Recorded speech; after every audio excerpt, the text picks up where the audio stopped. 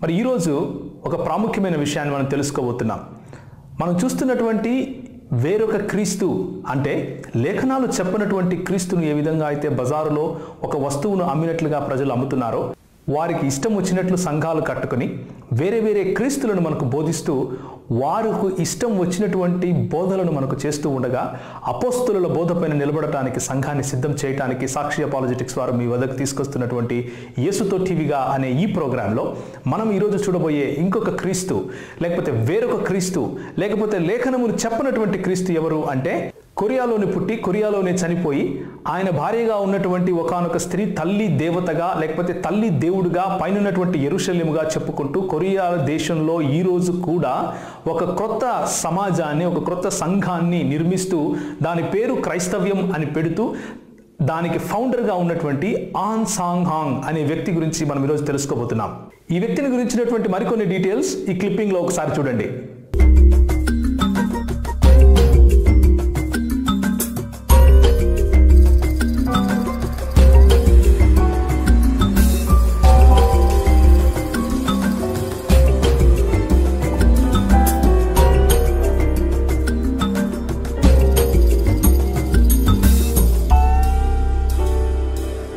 The Almighty God. Christ loves you.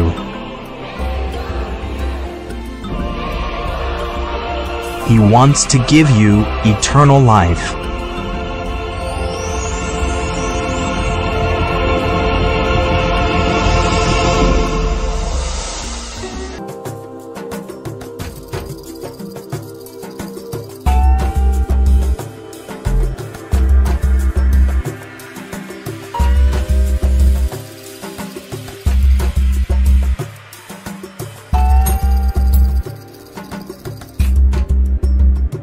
మీరు చూసినటువంటి క్లిప్పింగ్లో మీరు చూస్తున్నది ఏమిటి అంటే, ఎంతోమంది క్రీస్తులు ఈ లోకంలోకి వచ్చినట్లు, ఎంతోమంది వారిని వారు యేసు క్రీస్తులుగా రెండవసారి వచ్చినటువంటి యేసు క్రీస్తుగా ప్రకటించుకున్నట్లు మీరు చూస్తున్నారు. వారందరూ కూడా చెప్పేది ఒకటే, ఏమిటి అంటే, మొదట బైబిల్లో నుంచి కొన్ని విషయాలను తీసుకుని వాటిని ప్రజలు ఎరుగని మర్మములలాగా వాటిని బయలుపరిచి 2000 సంవత్సరాల క్రితం నుంచి అపోస్తలులు ఏ బోధ అయితే చెబుతున్నారో దానికి భిన్నమైన క్రొత్త, మనుషులకు తెలియనటువంటి, మనుషులకు బైబిల్లో కనబడనటువంటి క్రొత్త బోధనలు తీసుకుని వచ్చి ఇవి మాకు వచ్చినటువంటి ప్రత్యేకమైనటువంటి రెవల్యూషన్ లేకపోతే ప్రత్యేకమైనటువంటి ప్రత్యక్షత అని చెబుతూ ప్రజలను వారి వైపుకు వారే క్రీస్తులుగా, అంటే వారు దేవుడు పంపించినటువంటి ఒక కొత్త క్రీస్తుగా వాళ్ళు ప్రకటించుకుంటున్నటువంటి సన్నివేశం. ఇలాంటి వాళ్ళు చెప్పుకోవడానికి చాలా మంది ఉన్నారు. ఈ రోజుకు కూడా నేనే యెహోవాను అని చెప్పుకుంటూ మెక్సికోలో ఒక వ్యక్తి తిరుగుతూ ఉంటాడు. ఆయన కూడా దేవునిగా తను తాను ప్రకటించుకున్నాడు. నేనే క్రీస్తును అని ప్రకటించుకున్నటువంటి వాళ్ళు భారతదేశంలోనూ లేకపోలేరు. అయితే ఈరోజు మనము కేంద్రీకరించి చూస్తున్నటువంటి వ్యక్తి మాత్రం కొరియా నుంచి వచ్చాడండి. ఈ వ్యక్తి చనిపోయాడు. ఈ వ్యక్తి తన పుస్తకంలో రాసిన కొన్ని మాటలను తీసుకుని ఆయన ఇచ్చినటువంటి బోధనను ఏ విధంగా ఈరోజు మన ఆంధ్రదేశంలో కూడా, అంటే తెలుగు భాష మాట్లాడే 2 రాష్ట్రాలలో కూడా, తెలంగాణ మరియు ఆంధ్రప్రదేశ్లో ఏ విధంగా విస్తృతంగా బైబిలు చెప్పనటువంటి క్రీస్తును, బైబిలు నేర్పించినటువంటి క్రీస్తు యొక్క ప్రత్యక్షతను బైబిలులో ఉన్నట్లుగా మనకు నేర్పిస్తూ ఉన్నారో వారిని గురించి నేను మీకు చెబుతాను. అయితే ఒక్క విషయం మనం గుర్తుంచుకోవాలి. అదేమిటి అంటే, నేను చెప్పే విషయంలో వారితో నేను విభేదిస్తున్నాను అన్న విషయము నిజం. వారు చెప్పుతున్నటువంటి వారి విశ్వాసము మార్చుకొని నా విశ్వాసంలోకి రావాలి, నేను చెబుతున్నదే కరెక్ట్ అని నేను నమ్మినప్పటికీ వారు అలా చేయాలి అని వారిపైన ఎలాంటి ఒత్తిడి లేదు. వారు అలా చేయాలి అని వారిపైన నేను ఎలాంటి ఒత్తిడిని తీసుకుని రావటం లేదు. నేను ఈ ప్రోగ్రాం చేయటానికి, లేకపోతే సాక్షి అపాలజెటిక్స్ నెట్వర్క్ వారు ఈ ప్రోగ్రాం చేయటానికి ఒకే ఒక్క ఉద్దేశం ఏమిటి అంటే, సార్వత్రిక క్రైస్తవ సంఘం ప్రకటిస్తున్నటువంటి క్రీస్తు, తల్లి దేవతను ప్రకటించే ఈ క్రీస్తు వేరు వేరు అన్న విషయాన్ని మాత్రమే నేను మీకు చెబుతున్నాను. ఎవరు తప్పు, ఎవరు నిజము, ఎవరు కరెక్ట్, ఎవరు రాంగ్ అన్న విషయము బైబిల్ వెలుగులో చూసేవారు మీరే నిర్ణయించుకోగలరు. నేను చేసే పని ఏమిటి అంటే, మీ ముందు వారు చెప్పే బోధలను తీసుకుని వచ్చి, బైబిల్లో ఉన్నటువంటి బోధలను తీసుకుని వచ్చి నేను మీకు స్పష్టంగా చెబుతాను. మీరు నిర్ణయించండి, మీరు ఏ క్రీస్తును నమ్మాలనుకుంటున్నారో. కొరియాలో పుట్టి తను తాను క్రీస్తుగా ప్రకటించుకున్నటువంటి ఈ వ్యక్తి ఒక పుస్తకం రాశాడండి. ఆ పుస్తకం పేరు ఏమిటి అంటే, mystery of God and the springs of water of life. ఈ పుస్తకంలో ఆయన కొన్ని అభ్యంతరకరమైన స్టేట్మెంట్స్ ఇచ్చినట్లుగా మనం చూస్తాం. తను తాను క్రీస్తుగాను దేవునికి సమానుడుగాను చెప్పుకుంటున్నటువంటి ఈ వ్యక్తి కొన్ని విషయాలు బైబిల్లో స్పష్టంగా ఉన్న విషయాలు తనకు తెలియని విధాలుగా, తనకు తెలియనట్లుగా కొన్ని ప్రకటించుకున్నట్లుగా మనం చూస్తాం. అంటే దేవుడికి తెలియనివి కూడా ఉంటాయా? దేవునికి తను గ్రంథమైనటువంటి బైబిల్లో ఉన్న విషయాలు కూడా తెలియనట్లు ఉంటాయా అన్నట్లు మరి ఒక సామాన్య క్రైస్తవునికి వచ్చే ప్రశ్నలు మీకు రాగలవు. ఒకసారి దయచేసి చూడండి. అక్టోబర్ 22, 1844లో యేసుక్రీస్తంట రెండవసారి అతి పరిశుద్ధమైన స్థలములోకి ఆయన ప్రవేశించాడంట. ఇది ఆయన రాసినటువంటి mystery of God and the springs of water of life అన్న పుస్తకంలో పేజ్ నంబర్ 61లో రాశాడు. ఆ తరువాత పేజ్ నంబర్ 105లో పాస్ ఓవర్ అన్నది అన్నిటికంటే అతి గొప్ప ఆజ్ఞగా ఆయన ప్రకటిస్తున్నాడు. మూడవదిగా మామూలు ప్రజలు ఎవరైతే ఈ లోకంలో జీవిస్తున్నారో వారు ఇంకెవరో కాదు, ఒకప్పుడు దేవుని దగ్గర ఉన్నటువంటి ఏంజల్స్ అంట, లేకపోతే దేవదూతలంట, వారు త్రోసివేయగా పడి ఇక్కడ నిజానికి వారు చేయని తప్పుకు కూడా, అంటే సాతాను వారిని మోసపుచ్చితే వారు క్రింద పడిపోవడం కారణంగా పాపులుగా మారిపోయారు అని 337వ పేజీలో రాశారు.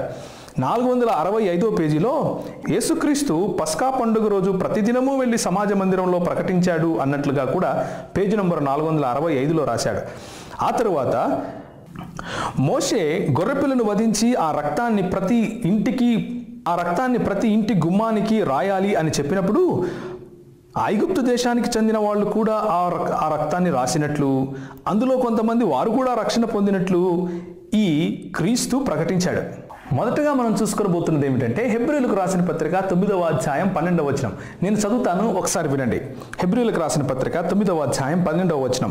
మేకల యొక్కయు కోడెల యొక్కయు రక్తముతో కాక తన స్వరక్తముతో ఒక్కసారే పరిశుద్ధ స్థలములో ప్రవేశించెను అని యేసుక్రీస్తు చేసినటువంటి, నిజమైన యేసుక్రీస్తు చేసినటువంటి ఈ బలి గురించి దేవుని వాక్యం చాలా స్పష్టంగా చెబుతా ఉంది. ఆయన అర్పించినటువంటి తన స్వంత జీవితము, ఆయన అర్పించినటువంటి తన స్వంత శరీరము, ఆయన అర్పించినటువంటి తన స్వంత రక్తము గొర్రెల యొక్క, మేకల యొక్క, లేక కోడెల యొక్క రక్తంగా కాకుండా ప్రతి సంవత్సరము వెళ్ళవలసిన అవసరం లేకుండా మొత్తము జనాంగములకు, మొత్తము మనుషుల కొరకు ఒకే ఒక్కసారి యేసు ప్రభువు పరిశుద్ధ స్థలములోకి ప్రవేశించాడు అని బైబిల్ చెబుతూ ఉంటే, ఆన్ సాంగ్ హాంగ్ గారు మాత్రం ఏం చెప్తున్నారు అంటే యేసుక్రీస్తు మళ్ళీ ఒకసారి ఆ పరిశుద్ధ స్థలంలోకి ప్రవేశించారంట. బైబిలు స్పష్టంగా ఒకసారి ఆయన ప్రవేశిస్తారు అని చెబుతూ ఉంటే ఈయన రెండవసారి ప్రవేశించాడు అని చెబుతున్నాడు అంటే ఆయనకు మరి ఫ్యాక్ట్స్ తెలియవేమో అని మనకు అనిపించాలి. నిజ క్రైస్తవులకు తప్పకుండా అనిపించి తీరుతుంది. రెండవ మాట, మత్తయి సువార్త 22వ అధ్యాయం 37-38 వచనాలు కనుక మనం చూస్తే యేసు ప్రభు వారు అతి ప్రాముఖ్యమైన, అతి మొదటి, లేకపోతే అన్నిటికంటే ప్రాముఖ్యమైన మొదటి ఆజ్ఞ గురించి ఆయన చెబుతూ ఏమంటున్నారు అంటే ఒకసారి చూడండి. అందుకు ఆయన, నీ పూర్ణ హృదయముతోనూ, నీ పూర్ణాత్మతోనూ, పూర్ణ మనస్సుతోనూ నీ దేవుడైన ప్రభువును ప్రేమింపవలను. ఇది ముఖ్యమైనదియు మొదటియునైన ఆజ్ఞ అంటూ 38వ వచనంలో యేసు ప్రభు వారు, అంటే నిజమైన క్రీస్తు ఏది నిజమైన ఆజ్ఞ, ఏది మొదటి ఆజ్ఞ, ఏది అతి ప్రాముఖ్యమైన ఆజ్ఞ అని చెబుతూ ఉంటే, మరి తిరిగి వచ్చినటువంటి క్రీస్తు మాత్రం, రెండవసారి వచ్చినటువంటి క్రీస్తు మాత్రం ఏమంటున్నాడు అంటే పస్కా బలి ఏదైతే ఉందో పస్కా దినాన్ని ఆచరించటం అతి ప్రాముఖ్యమైనటువంటి ఆజ్ఞ అంటున్నాడు. మరి నిజానికి ఆయన రెండవసారి వచ్చిన క్రీస్తు నిజమైన యేసుక్రీస్తును పోలినవాడు అయితే తప్పకుండా ఆయన చెప్పిన మాటలలో నుంచే తీసుకుని చెబుతాడు. కానీ ఆయన చెప్పిన మాటలను దాటివేసి ఇంకొక మాట చెప్పడు కదా. మూడవ విషయం, పైనుంచి తోసివేయబడినటువంటి దేవదూతలు ఎవరైతే ఉన్నారో వారే మనుషులుగాను, లేకపోతే వారు చేయని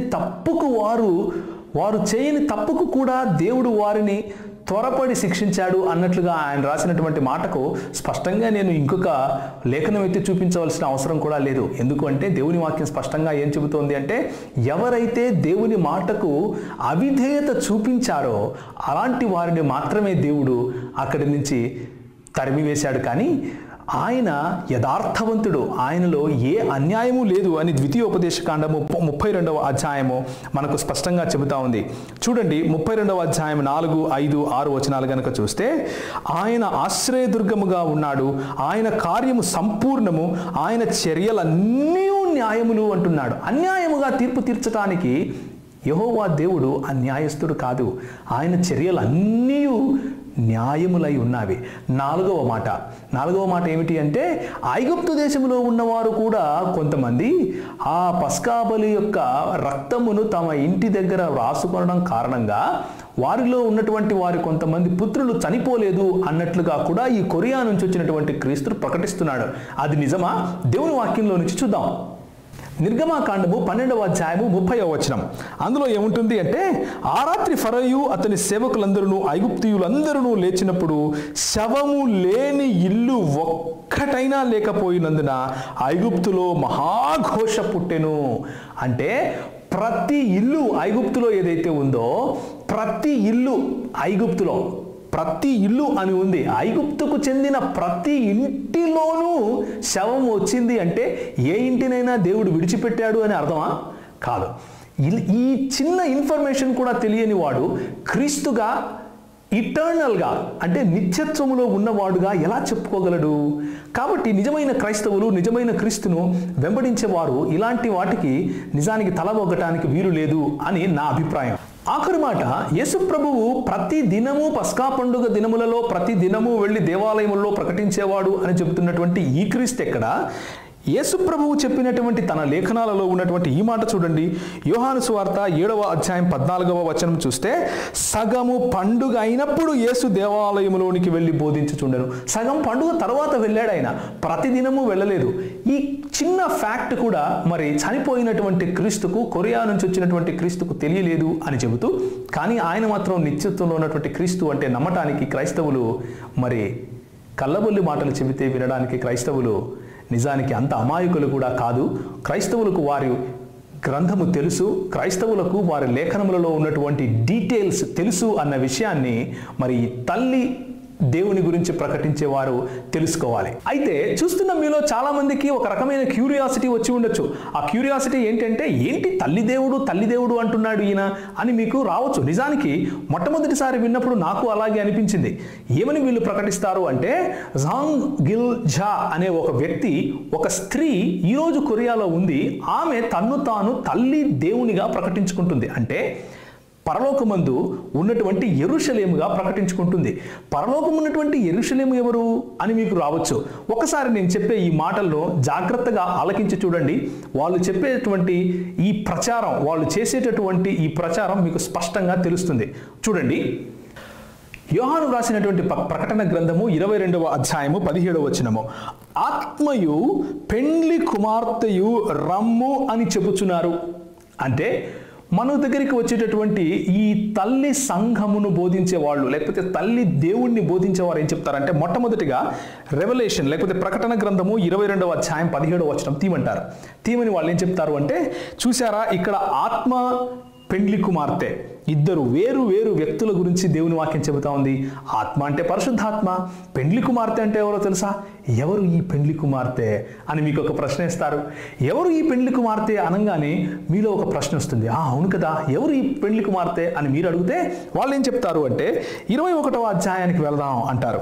ప్రకటన గ్రంథము 21వ అధ్యాయం 21వ అధ్యాయం 2వ వచనం గనక చదివితే ఏముంటుందంటే, మరియు నేను నూతనమైన యెరూషలేము అను ఆ పరిశుద్ధ పట్టణము తన భర్త కొరకు అలంకరింపబడిన పెండ్లి కుమార్తె వలె సిద్ధపడి పరలోకమందున్న దేవుని యొద్ద నుండి దిగివచ్చుట చూచితిని. ఇక్కడ మీకేం కనిపిస్తా ఉంది చూడండి. నూతన యెరూషలేము అను పరిశుద్ధ పట్టణము తన భర్త కొరకు అలంకరించబడి పెండ్లి కుమార్తె వలె సిద్ధపడి వస్తూ ఉంది. ఈ నూతన యెరూషలేము ఎవరు? పెండ్లి కుమార్తె వలె సిద్ధపడి వస్తున్నటువంటి వ్యక్తి. అక్కడ తన భర్త కొరకు ఆమె సిద్ధపడి వస్తూ ఉంది. ఈ భర్త ఎవరు అన్న ప్రశ్న వేస్తారు. ఎవరు ఈ భర్త? భర్త ఎవరు అనగానే మీరు కూడా అడుగుతారు, అవును కదా, ఎవరు ఈ వ్యక్తి, భర్త కోసం వేచి ఉండే వ్యక్తి అని అనగానే చూడండి అని 21వ అధ్యాయం 9వ వచనానికి మిమ్మల్ని తీసుకెళ్తారు. అక్కడేముంటుంది అంటే, అంతటా ఆ కడపటి 7 తెగుళ్లతో నిండిన 7 పాత్రలను పట్టుకొని ఉన్న 7 దూతలతో ఒకడు వచ్చి, ఇటు రమ్ము, పెండ్లి కుమార్తెను అనగా గొర్రె పిల్ల యొక్క భార్యను నీకు చూపెదనని నాతో చెప్పి అని అంటాడు. ఈ పెండ్లి కుమార్తె ఎవరంట? గొర్రెపిల్ల యొక్క భార్య. ఇక గొర్రెపిల్ల ఎవరు అని ప్రశ్నిస్తారు. గొర్రెపిల్ల ఎవరు అని ప్రశ్నించగానే మనలో వచ్చే ఒకే ఒక్క సమాధానం ఏంటి? ఎవరండి లోక పాపములను మోసుకొని పోయే గొర్రెపిల్ల? ఎవరండి లోక పాపముల కోసం చనిపోయినటువంటి గొర్రెపిల్ల అని మిమ్మల్ని ప్రశ్నించగానే మీరు ఇచ్చే ఒకే ఒక ఆన్సర్ ఏంటి అంటే, మన ప్రభు అయిన యేసుక్రీస్తు వారు. యోహాను సువార్త 1వ అధ్యాయం 29వ వచనం. యోహాను సువార్త 1వ అధ్యాయం 29వ వచనంలో ఏముంటుంది అంటే, చూడండి, మరునాడు యోహాను యేసు తన యొద్దకు రాగా చూసి, ఇదిగో లోక పాపమును మోసుకొని పోవు దేవుని గొర్రెపిల్ల అని అంటాడు. కాబట్టి ఈ సంఘం వారు, లేకపోతే ఈ క్రొత్త క్రీస్తును ప్రకటించేవారు మనకు ఏం చెప్తారు అంటే, గొర్రెపిల్ల యేసు ప్రభువు, ఆ గొర్రెపిల్ల కోసము తయారవుతున్నటువంటి ఒక భార్య ఉంది, పెండ్లి కుమార్తె ఉంది. ఆ పెండ్లి కుమార్తె ఎవరో తెలుసా? ఆ పెండ్లి కుమార్తె ఎవరు అంటే, ఇప్పుడు చూడండి అని చెప్పి గలతీయులకు రాసిన పత్రిక 4వ అధ్యాయానికి మిమ్మల్ని తీసుకెళ్తారు. ఒకసారి చూడండి, గలతీయులకు రాసిన పత్రిక 4వ అధ్యాయం 26వ వచనం. 21 నుంచి మనం చదువుకోవచ్చు, కానీ వారు చెప్పే విషయంలో 26వ వచనం మాత్రమే మనం చూద్దాం. అయితే పైనున్న యెరూషలేము స్వతంత్రముగా ఉన్నది, అది మనకు తల్లి అని చెబుతారు. అంటే తండ్రి అయిన దేవుడు ఉన్నాడు, యేసు ప్రభువు క్రీస్తు ఉన్నాడు, తల్లి అయిన దేవుడు కూడా ఉన్నాడు అని చెబుతారు. వినటానికి ఇబ్బందికరంగా ఉందా? కానీ ఈరోజు మన సిటీలో కొన్ని వందల మంది ఈ ప్రచారానికి లోబడి కొరియాలో ఉన్నటువంటి తల్లి అయిన దేవునిగా చెప్పుకునే ఢాంగ్ గిల్ ఝా అనే వ్యక్తి దగ్గరికి వెళ్ళి ఆమెను దేవునిగాను లేకపోతే తల్లి అయిన దేవునిగాను పూజిస్తున్నారు, ఆమెను దేవునిగా ప్రకటిస్తున్నారు. అదేవిధంగా ఆన్ సాంగ్ హాంగ్ అనే వ్యక్తిని కొరియా నుంచి వచ్చినటువంటి 2వ క్రీస్తుగా ప్రకటిస్తున్నారు. మీరు ఏ క్రీస్తును నమ్ముతున్నారు? మీరు ప్రకటించే క్రీస్తు ఎవరు? అయితే ఈ సంఘము వారు ఎందుకు ఈమెను ఈ విధంగా దేవునిగా, తల్లి అయిన దేవునిగా ప్రకటిస్తున్నారు అంటే, సంఖ్యాకాండము 19వ అధ్యాయానికి వెళ్దాం.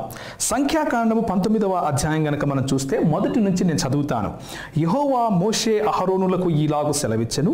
యెహోవా ఆజ్ఞాపించిన ధర్మశాస్త్ర విధి ఏమనగా, ఇశ్రాయేలీయులు కళంకము లేనిదియు మచ్చలేనిదియు ఎప్పుడునో కాడి మోయనిది అయిన ఎర్రని పెయ్యను నీ యొద్దకు తీసుకొని రావలను. వారితో చెప్పుము, మీరు యాజకుడైన ఎలియాజరుకు దానిని అప్పగింపవలను. ఒకడు పాలెము వెలుపలకి దాని తోలుకొని పోయి అతని ఎదుట దానిని వధింపవలను. యాజకుడైన ఎలియాజరు దాని రక్తములోనిది కొంచెము వ్రేలితో తీసి ప్రత్యక్షపు గుడారము ఎదుట రక్తములో కొంచెము 7 మారులు ప్రోక్షింపవలెను. అతని కన్నుల ఎదుట ఒకడు ఆ పెయ్యను దహింపవలెను. దాని చర్మము, మాంసమును, రక్తమును, పేడయును దహింపవలెను. మరియు ఆ యాజకుడు దేవదారు కర్రెను, హిస్సోపును, రక్తవర్ణపు నూలును తీసుకొని ఆ పెయ్యను కాల్చుచున్న అగ్నిలో వాటిని వేయవలెను. అప్పుడు ఆ యాజకుడు తన బట్టలు ఉదుకుకొని నీళ్లతో శరీర స్నానము చేసిన తరువాత పాలెములో ప్రవేశించి సాయంకాలము వరకు అపవిత్రుడై ఉండును. ఆ తరువాత 10వ వచనం చూస్తే, ఆ పెయ్య యొక్క భస్మమును పోగు చేసిన వాడు తన బట్టలు ఉదుకుకొని సాయంకాలము వరకు అపవిత్రుడై ఉండును. ఇది ఇశ్రాయేలీయులకును వారిలో నివసించు పరదేశులకును నిత్యమైన కట్టడా అని చెబుతూ దేవుని వాక్యము 9వ వచనంలో ఏం చెబుతా ఉందంటే, మరియు పవిత్రుడైన ఒకడు ఆ పెయ్య యొక్క భస్మమును పోగు చేసి పాలెము వెలుపలను పవిత్ర స్థలమందు ఉంచవలెను. పాప పరిహార జలముగా ఇశ్రాయేలీయుల సమాజమునకు దాని భద్రము చేయవలెను. అది పాప పరిహారార్థ బలి అంటున్నాడు. సో ఇక్కడ ఇశ్రాయేలీయులకు పాప పరిహారార్థం కోసం చేయవలసినటువంటి బలి గురించి దేవుని వాక్యము సంఖ్యాకాండం 19వ అధ్యాయంలో ఒక పెయ్య లేకపోతే ఎర్ర రంగులో ఉన్నటువంటి ఒక దూడను తీసుకుని రమ్మని, దానిని బలి ఇమ్మని, దానిని భస్మం చేయమని, ఆ భస్మమును పరిశుద్ధమైన నీటిలో కలిపి ఒకచోట పరిశుద్ధముగా ఉంచమని, దానిని పాప పరిహారార్థ బలిగా పిలవమని దేవుని వాక్యం సెలవిస్తూ ఉంది. కాబట్టి ఈ సంఘం వాళ్ళు కొరియా నుంచి వచ్చినటువంటి క్రీస్తును ప్రకటించే వాళ్ళు ఏం చేస్తారు అంటే, ఇప్పుడున్నటువంటి తల్లి అయిన దేవుడు ఇంకెవరో కాదు ఈ పెయ్య, ఇప్పుడున్నటువంటి తల్లి అయిన దేవుడు ఇంకెవరో కాదు, ఎవరైతే పాప పరిహారార్థ బలిగా తన్ను తాను సమర్పించుకునబోతూ ఉందో ఆ తల్లి అయినటువంటి దేవుడు అని చెప్పేటటువంటి సంఘం ఇది. అయితే దీనికి ఆన్సర్ చూద్దాం. దేవుని యొక్క వాక్యం ఏం చెబుతా ఉందో మనం చూద్దాం. ఉదాహరణకు నేను మీకు చెబుతాను. గలతీయులకు రాసిన పత్రిక 4వ అధ్యాయం 26వ వచనంలో వారు చెప్పే తల్లి అయిన దేవుడు అన్నది మనం చూస్తే, అయితే పైనున్న యెరూషలేము స్వతంత్రముగా ఉన్నది అని మాత్రమే మీకు చెబుతారు. కానీ ఆ వచనము ఏ సందర్భంలో ఏ కాంటెక్స్ట్ నుంచి మాట్లాడుతున్నారు, ఆ సందర్భము ఏమిటి అన్న విషయాన్ని వాళ్ళు చెప్పరు. మనం చేయవలసినటువంటి పని ఏమిటి అంటే, ఏ సందర్భంలో అయితే ఈ మాటలు చెబుతున్నారో, అపోస్తులుడైన పౌలు గలతీయులకు రాస్తున్నప్పుడు ఏది ఆలోచనను తన మనస్సులో ఉంచుకొని రాస్తున్నాడు అన్న విషయాన్ని గనక మనం చూస్తే, 4వ అధ్యాయము 21 నుంచి గనక మనం చదివితే ఏముంటుంది అంటే, ధర్మశాస్త్రమునకు లోబడి ఉండగోరు వారులారా, మీరు ధర్మశాస్త్రము వినుటలేదా, నాతో చెప్పుడి అని మొదలు పెడుతున్నాడు. అంటే మీరు ధర్మశాస్త్రానికి లోబడుతున్నారు కదా అంటూ అక్కడ ఉన్నటువంటి ఎవరైతే క్రైస్తవులైన తర్వాత కూడా ధర్మశాస్త్రానికి లోబడాలి అనుకుంటున్నారో అలాంటి వాళ్లకు ఈ మాటలు చెబుతున్నాడు. మొట్టమొదటిదే ఎవరితో మాట్లాడుతున్నాడు అన్నదానికి సమాధానం అది. ఇప్పుడు ఏ సందర్భంలో మాట్లాడుతున్నాడు అన్నది చూద్దాం. దాసి వలన ఒకడును స్వతంత్రురాలి వలన ఒకడును ఇద్దరు కుమారులు అబ్రహాముకు కలిగిరని వ్రాయబడి ఉన్నది. అంటే ఇద్దరు, ఒక దాసి ఒక స్వతంత్రురాలు అనే ఇద్దరి గురించి అబ్రహాముకు ఉన్నటువంటి ఇద్దరు భార్యలలో ఒకరు దాసియు ఒకరు స్వతంత్రురాలు అన్న విషయాన్ని ఆయన స్వతంత్రురాలు అన్నట్లుగా శారాను, దాసి అన్నట్లుగా హాగరును పిలుస్తూ ఆయన చెబుతున్నటువంటి మాటలు ఇవి. 23వ వచనం చూస్తే, అయినను దాసి వలన పుట్టినవాడు శరీర ప్రకారము పుట్టెను, స్వతంత్రురాలి వలన పుట్టినవాడు వాగ్దానమును బట్టి పుట్టెను. ఈ సంగతులు అలంకార రూపముగా చెప్పబడి ఉన్నవి. 24వ వచనం స్పష్టంగా అపోస్తలుడైన పౌలు ఏం చెప్తున్నాడు అంటే, ఈ సంగతులన్నీ కూడా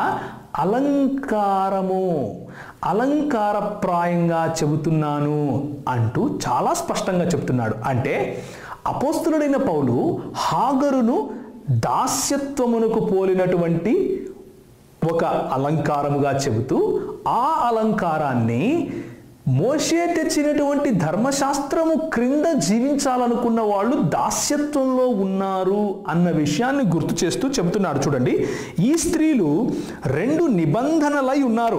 వాటిలో ఒకటి సీనాయి కొండ సంబంధమైనదై దాస్యములో ఉండును, పిల్లలను కనును. ఇది హాగరు. 2 నిబంధనలు. మొదటి నిబంధన ఏమిటి? మోషే తీసుకుని వచ్చినటువంటి ధర్మశాస్త్రము అనే నిబంధన. రెండవ నిబంధన ఏమిటి?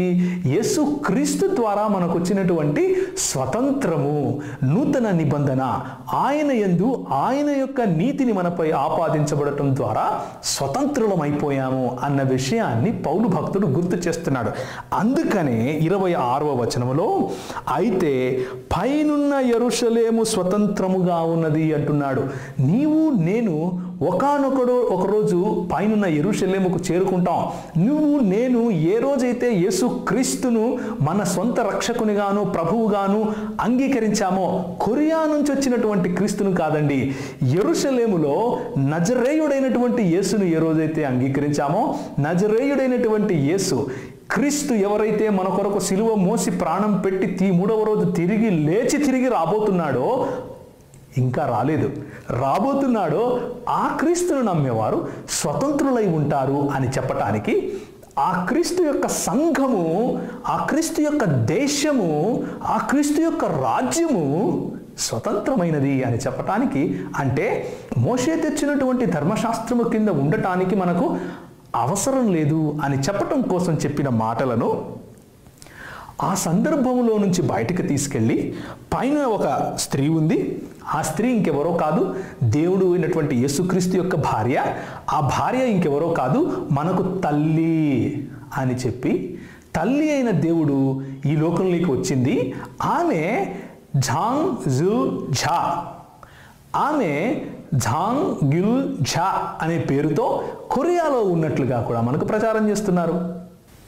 ఒక స్పష్టమైన మాట నేను మీకు గుర్తు చేయాలనుకుంటున్నాను. రోమీయులకు రాసిన పత్రిక 6వ అధ్యాయం ఒకసారి చూడండి. రోమీయులకు రాసిన పత్రిక 6వ అధ్యాయం 8 నుంచి 11 వరకు నేను చదువుతాను. మనము క్రీస్తుతో కూడా చనిపోయిన ఎడల మృతులలో నుండి లేచిన క్రీస్తు ఇకను చనిపోడనియు, మరణమునకు ఇకను ఆయన మీద ప్రభుత్వము లేదనియు ఎరిగి మనతో కూడా జీవించునని ఆయనతో కూడా జీవించుదమని నమ్ముచున్నాను. ఏలయనగా ఆయన చనిపోవుట చూడగా పాపపు విషయమై ఒక్క మారే చనిపోయెను. అంటే యేసు క్రీస్తు రెండవ రాకడ సమయంలో మళ్ళీ ఆయన చనిపోడు. ఆయన తిరిగి వచ్చేది చనిపోవటం కోసం కాదు. ఒకసారి ఆయన చనిపోయాడు. చనిపోయి మరణమాన్ని ముల్లెక్కడా అని ప్రశ్నించాడు. ఆయన మరణాన్ని గెలిచి లేచాడు. ఆయనను నమ్మిన నువ్వు నేను మరణము ఇక మన పైన రాజ్యం ఏలదు అని ప్రపంచానికి చాటి చెబుతూ ఉంటే, ఇంకొక క్రీస్తు అంట ఈ లోకంలోకి వచ్చాడంట. ఆయన చనిపోయి ఆయనకున్నటువంటి సమాధి మనకు కనిపిస్తూ ఉంది. ఆ సమాధిని ప్రతి ఏడు వెళ్ళి ప్రజలు చూస్తూ ఉన్నారు. ప్రతి ఏడు ఆ సమాధి ఇంకెవరదో కాదు, వచ్చినటువంటి రెండవ క్రీస్తుది అని నమ్ముతున్నారు. దేవుని వాక్యము మాత్రం ఒక్కసారే క్రీస్తు చనిపోతాడు అని చెబుతా ఉంది. ఒకసారే ఆయనను మరణము పట్టింది, ఆ మరణము పైన ఆయన గెలిచి విజయుడై లేచాడు అని దేవుని వాక్యం చెబుతా ఉంది. ఎంతోమంది క్రీస్తులు వస్తారు, ఎంతోమంది నేను క్రీస్తును అని చెప్పుకుంటారు. ఆన్ సాంగ్ హాంగ్ గారు కూడా చెప్పుకున్నారు. కానీ ఆయన చనిపోయి ఆయన యొక్క మృతదేహము పాతి పెట్టబడినటువంటి ఆ సమాధి ఈ రోజుకు కొరియా దేశంలో ఉంది. కొరియా దేశంలో ఉన్నటువంటి సమాధిలో ఉన్నటువంటి క్రీస్తును నమ్ముతావా? సమాధిని బద్దలు కొట్టుకొని సమాధి ఖాళీగా ఉన్నటువంటి నజరేయుడైనటువంటి యేసు క్రీస్తును నమ్ముతావా? ప్రేమ కలిగిన తండ్రి, కృప కలిగిన దేవా, మరి ఎంతోమంది లేఖనములలో చెప్పబడినటువంటి క్రీస్తును చెబుతూ అమాయకులైనటువంటి క్రైస్తవులను తప్పుదారి పట్టించే ప్రయత్నం చేస్తూ ఉండగా, ఈ ప్రోగ్రాం ద్వారా మీ యొక్క లేఖనాలను వారి వద్దకు స్పష్టంగా తీసుకుని వెళ్ళండి. ఈ యొక్క లేఖనాల ఆధారంగా మీరు మాత్రమే నజరేయుడైనటువంటి యేసు క్రీస్తు మాత్రమే నిజమైన క్రీస్తు అని, ఆయన మా కొరకు శిలువయాగము చేసి తిరిగి రానయున్నాడని నమ్మటానికి మీరు మాకు స్వస్థ బుద్ధిని దయచేయమని ఈ చిన్ని ప్రార్థనను యేసునామములో అడిగి వేడుకుంటున్నాము తండ్రి, ఆమెన్. ప్రభువైన యేసుక్రీస్తు వారి శ్రేష్టమైన నామములో సాక్షి అపాలజెటిక్స్ వారి యేసుతో టీవీగా అనే ఈ ప్రోగ్రాంలోనికి స్వాగతం, సుస్వాగతం. మరి గత ఎపిసోడ్లో మనం చూసినట్లుగా కొరియాలో పుట్టి కొరియాలో చనిపోయినటువంటి కొరియా క్రీస్తుగా పిలువబడుతున్నటువంటి క్రైస్ట్ ఆన్ హాంగ్ సాంగ్ అనే వ్యక్తి గురించి మనం మాట్లాడుకుంటున్నాం. ఆయన భార్య అయినటువంటి ఝాంగ్ గిల్ ఝా అనే వ్యక్తిని క్రీస్తు భార్యగా, దేవుని భార్యగా, తల్లి అయిన దేవునిగా పైనటువంటి యెరూషలేముగా మనకు పరిచయం చేసి, ఆయన దేవునిగా తను తాను పరిచయం చేసుకుని, లేకపోతే క్రీస్తుగా తను తాను పరిచయం చేసుకుని, మనము వాడుతున్నటువంటి 66 పుస్తకాల బైబిల్ గ్రంథాన్నే వారు వాడుతూ, ఆ 66 పుస్తకాలు ఉన్నటువంటి బైబిల్ గ్రంథంలో నుంచే తను తాను యేసుక్రీస్తుకు సమానముగాను, యేసుక్రీస్తు తిరిగి వచ్చినటువంటి రెండవ రాకడగాను చెప్పుకుంటున్నటువంటి క్రైస్ట్ ఆన్ హాంగ్ సాంగ్ గారి గురించి, మరియు ఆయన భార్య అయినటువంటి ఝాంగ్ గిల్ ఝా గురించి మనం మాట్లాడబోతున్నాం.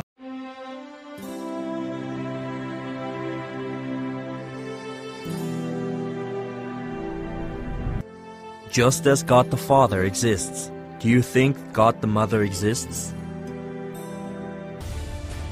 God wanted to show us that just as our physical life is given to us by our physical mothers, eternal life is given to us by our Heavenly Mother. Then God said, "Let us make man in our image, in our likeness." God does not just exist as a female image of God, the Mother.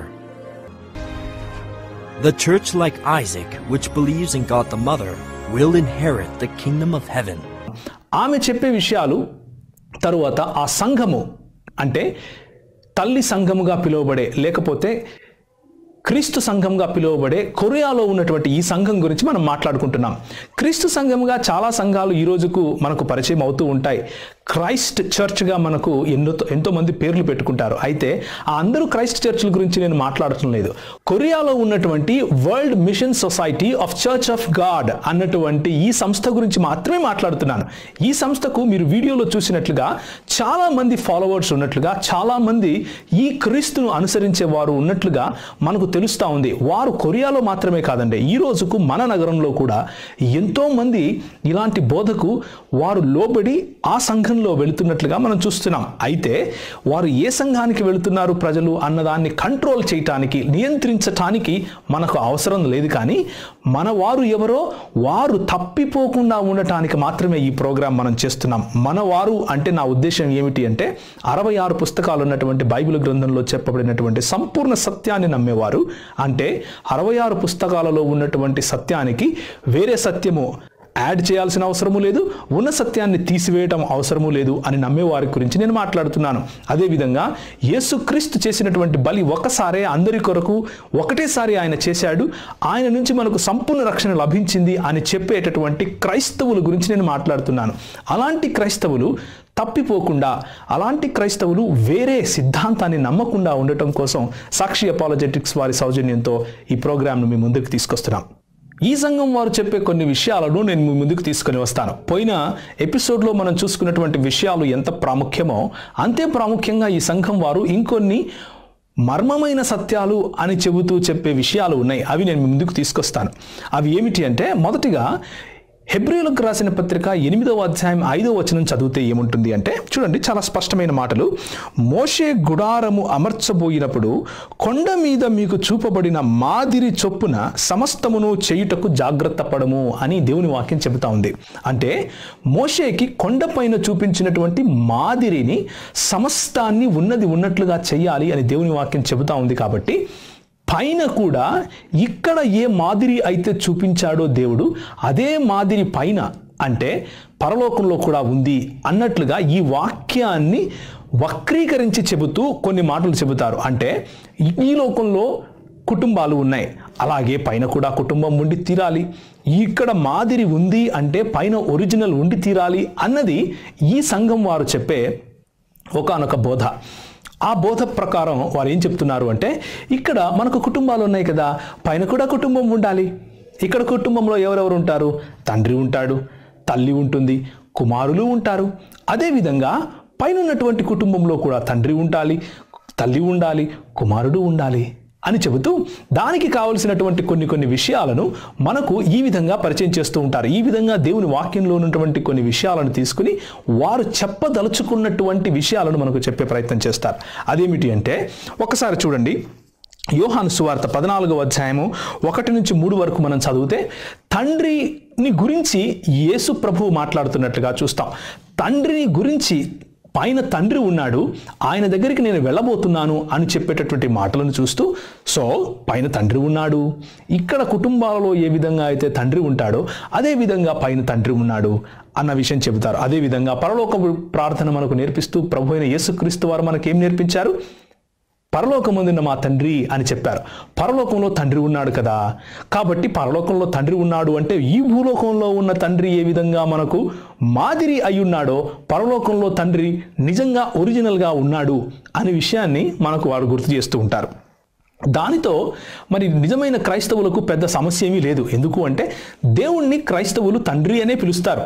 దేవుణ్ణి క్రైస్తవులు తండ్రి అని ఉచ్చరించి ఆయన పిల్లలుగా మనం నమ్ముతాం. ఎందుకు అంటే యోహాను సువార్త 1వ అధ్యాయంలో ఎందరూ యేసును గ్రహించారో, ఎందరూ యేసును స్వీకరించారో వారందరికీ దేవుని పిల్లలవుటకు ఆయన అధికారం ఇచ్చినట్లుగా దేవుని వాక్యం చెబుతా ఉంది. కాబట్టి మనము అబ్బా తండ్రి అని పిలవటంలో మనకి ఎలాంటి ఇబ్బంది లేదు. అయితే ముందు చూడండి, తండ్రికి కుమారుడుగా ఉన్నటువంటి యేసు ప్రభువు ఈ లోకంలోనికి వచ్చి మత్తయి సువార్త 12వ అధ్యాయం 4-6 వరకు ఉన్నటువంటి మాటలను చదువుతూ వారు ఏం చెబుతారు అంటే, ఈ లోకంలో యేసు ప్రభువు వచ్చి పస్కా పండుగను అదేవిధంగా ఆయన రక్తమును శరీరమును తినేటటువంటి ఒక ఆచారాన్ని ఆయన పెట్టడం ద్వారా ఆయన మనకు పస్కా పండుగను ఎస్టాబ్లిష్ చేశారు అన్న విషయం చెబుతూ ఉంటారు. ఒకసారి చూడండి, మత్తయి సువార్త 12వ అధ్యాయము 4-6 వచనాలు గనక చూస్తే అక్కడ ఉన్నటువంటి మాటల ప్రకారం మనకేమర్థం అవుతుంది అంటే, యేసు ప్రభువు దేవాలయము కంటే నేను గొప్పవాడని అని చెప్పుకుంటూ, సబ్బాతు కంటే నేను గొప్పవాడిని అని చెప్పుకుంటున్నప్పటికీ సబ్బాతును ఆచరించాడు అన్న విషయాన్ని మనకు వాళ్ళు చెబుతూ ఉంటారు. అయితే మత్తయి సువార్త 12వ అధ్యాయం 4-6 వచనాలలో యేసు ప్రభువు తన్ను తాను దేవాలయం కంటే గొప్పవాడుగా, దేవుని కుమారుడిగా పరిచయం చేసుకుంటున్నాడు. ఇప్పుడు తండ్రి ఉన్నాడు, కుమారుడు ఉన్నాడు, మరి తల్లి ఎక్కడా అన్న ప్రశ్న వేస్తారు. వినేవారికి కొంచెం ఎబ్బెట్టుగా ఉండొచ్చు, వినేవారికి కొంచెము క్రొత్తదిగా ఉండవచ్చు, కానీ వారు బోధించే మర్మమైన సత్యాలుగా చెప్పబడే వాటిల్లో ఇది ఒకటి. అదేమిటి అంటే, పైన దేవునికి ఒక కుటుంబం ఉంది. తండ్రి అయిన దేవుడు తండ్రి, కుమారుడైన దేవుడు కొడుకు. ఆయనకు భార్య లేకపోతే, అంటే తండ్రి అయిన దేవునికి భార్య లేకపోతే కుమారుడు ఎలా వస్తాడు అన్నది ప్రశ్న. ఇప్పుడు గలతీయులకు రాసిన పత్రిక 4వ అధ్యాయము 26వ వచనం చూద్దాం. గలతీయులకు రాసిన పత్రిక 4:25-26లలో మాదిరిగా చెప్పబడినటువంటి సీనాయి కొండ, లేకపోతే సారాతో పోల్చబడినటువంటి సీనాయి కొండగా మాట్లాడుతూ పైనున్న యెరూషలేమును గురించి పౌలు భక్తుడు చెబుతున్నాడు. చూడండి, 26వ వచనం ఏమంటాడు అంటే, అయితే పైనున్న యెరూషలేము స్వతంత్రముగా ఉన్నది, అది మనకు తల్లి అంటున్నాడు. అంటే పైన ఒక తల్లి ఉంది అన్న విషయాన్ని ఈ సంఘం వారు మనకు పరిచయం చేస్తారు. ఆ పైన ఉన్న తల్లి దేవుడైనటువంటి యెహోవాకు భార్య, ఆ వారిద్దరికీ కలిగినటువంటి కుమారుడే యేసు ప్రభువు అన్నట్లుగా మనకు నేర్పించే ప్రయత్నం చేస్తారు. ఆ తండ్రి ఇంకెవరో కాదు, క్రైస్ట్ ఆన్ హాంగ్ సాంగ్గా ఈ లోకానికి 2వ మారు క్రీస్తుగా వచ్చినటువంటి నిజమైన క్రీస్తు అని చెబుతూ ఉంటారు. దీనికి వారు తీసుకునేటువంటి కొన్ని విషయాలు నేను మీకు చెబుతాను. ఏమిటి అంటే, ఒకసారి చూడండి, ఎక్లీషియాస్టిస్ చాప్టర్ 3:1 అంటే ప్రసంగి 3వ అధ్యాయం 1వ వచనంలో అన్ని పనులకు, ఆకాశము కింద జరిగే ప్రతి పనికి ఒక సమయం ఉంటుంది, ఒక సీజన్ ఉంటుంది అని దేవుని వాక్యం చెబుతా ఉంది. ఆ సీజన్ అంటే ఒక సమయము, ఒక ఋతువు ఎలా ఉంటుందో అలాగే దేవుడు ఈ లోకాన్ని దర్శించటానికి కూడా ఒక సీజన్, ఒక ఋతువు, ఒక సమయం ఉంది అంటూ వాళ్ళు చెప్పుకొస్తారు. ఏం చెప్పుకొస్తారు అంటే, మత్తయి సువార్త 28వ అధ్యాయంలో యేసు ప్రభువు వారు తిరిగి వెళ్ళిపోతూ ఏం చెప్పారు అంటే, తండ్రి, కుమార, పరిశుద్ధాత్మల నామములో వారికి బాప్తిసం ఇవ్వండి అంటూ చెప్పి వెళ్ళిపోయారు. అంటే తండ్రికి ఒక యుగము, కుమారునికి ఒక యుగము, పరిశుద్ధాత్మకు ఒక యుగము ఉంది అన్నట్లుగా వాళ్ళు మనకు చెబుతూ ఉంటారు. తండ్రి యుగము ఏమిటి అంటే, పాత నిబంధన గ్రంథము ఒక 2000 సంవత్సరాలకు గతించిపోయింది. తరువాత కుమారుని యుగము 2000 సంవత్సరాలు నడిచింది. ఆ తరువాత పరిశుద్ధాత్మ యుగము ఇప్పుడు నడుస్తూ ఉంది. ఆ యుగము ఇంకేదో కాదు, క్రైస్ట్ ఆన్ హాన్ సాంగ్ గాను ఆయన భార్య అయినటువంటి ఛాంగ్ గిల్ ఝా గాను ఇప్పుడు పరిశుద్ధాత్మ యుగము నడుస్తూ ఉంది అని చెప్పుకొస్తూ ఉంటారు. దానికి ఒకసారి చూడండి, మరి దేవుని వాక్యంలో నుంచి యోహాను సువార్త 6వ అధ్యాయము 53-55 వరకు గనక చూస్తే, మనకు నిత్య జీవము రావటానికి యేసు ప్రభువు కొన్ని విషయాలు చేశాడు. అదేమిటి అంటే, యేసు ప్రభువు తన శరీరాన్ని, తన రక్తాన్ని త్రాగుటకు, ఒక నిదర్శనముగా త్రాగుటకు పెట్టినటువంటి దేవుని బల్ల అనే ఒక ఆచరణను గురించి మాట్లాడుతూ, ఆ రాత్రి అంటే ప్రభు రాత్రి భోజన సమయంలో పలికిన మాటలను ఉటంకిస్తూ వారేం చెప్తారు అంటే, నా శరీరము నిజమైన ఆహారము, నా రక్తము నిజమైన పానము అయ్యున్నది. నా శరీరము తిని నా రక్తము త్రాగువాడు నాయందును, నేను వానియందును నిలిచియుందును. జీవము గల తండ్రి నన్ను పంపెను గనక నేను తండ్రి మూలముగా జీవించినట్లే నన్ను తినువాడు నా మూలముగా జీవించును అన్న వచనాలను తీసుకుని వారేం చెప్తారు అంటే, ఈ దేవుని కుటుంబములో మనము భాగస్థులము అవ్వాలి అంటే, దేవుని కుటుంబములో పాలి భాగస్థులముగా ఉండాలి అంటే, మనకు ఏ విధంగా అయితే తల్లిదండ్రులకు పుట్టినటువంటి బిడ్డ భాగస్థుడుగా అవటానికి ఆ కుటుంబములో రక్త సంబంధము ఎలా అవసరమో, అలాగే క్రీస్తు రక్తాన్ని మనము త్రాగటము ద్వారా ఆయన కుటుంబములో భాగస్థులము అవుతాము అంటూ వీరు మొదటి ఫౌండేషన్ వేస్తారు. అదేమిటి అంటే, పస్కాను ఆచరించాలి.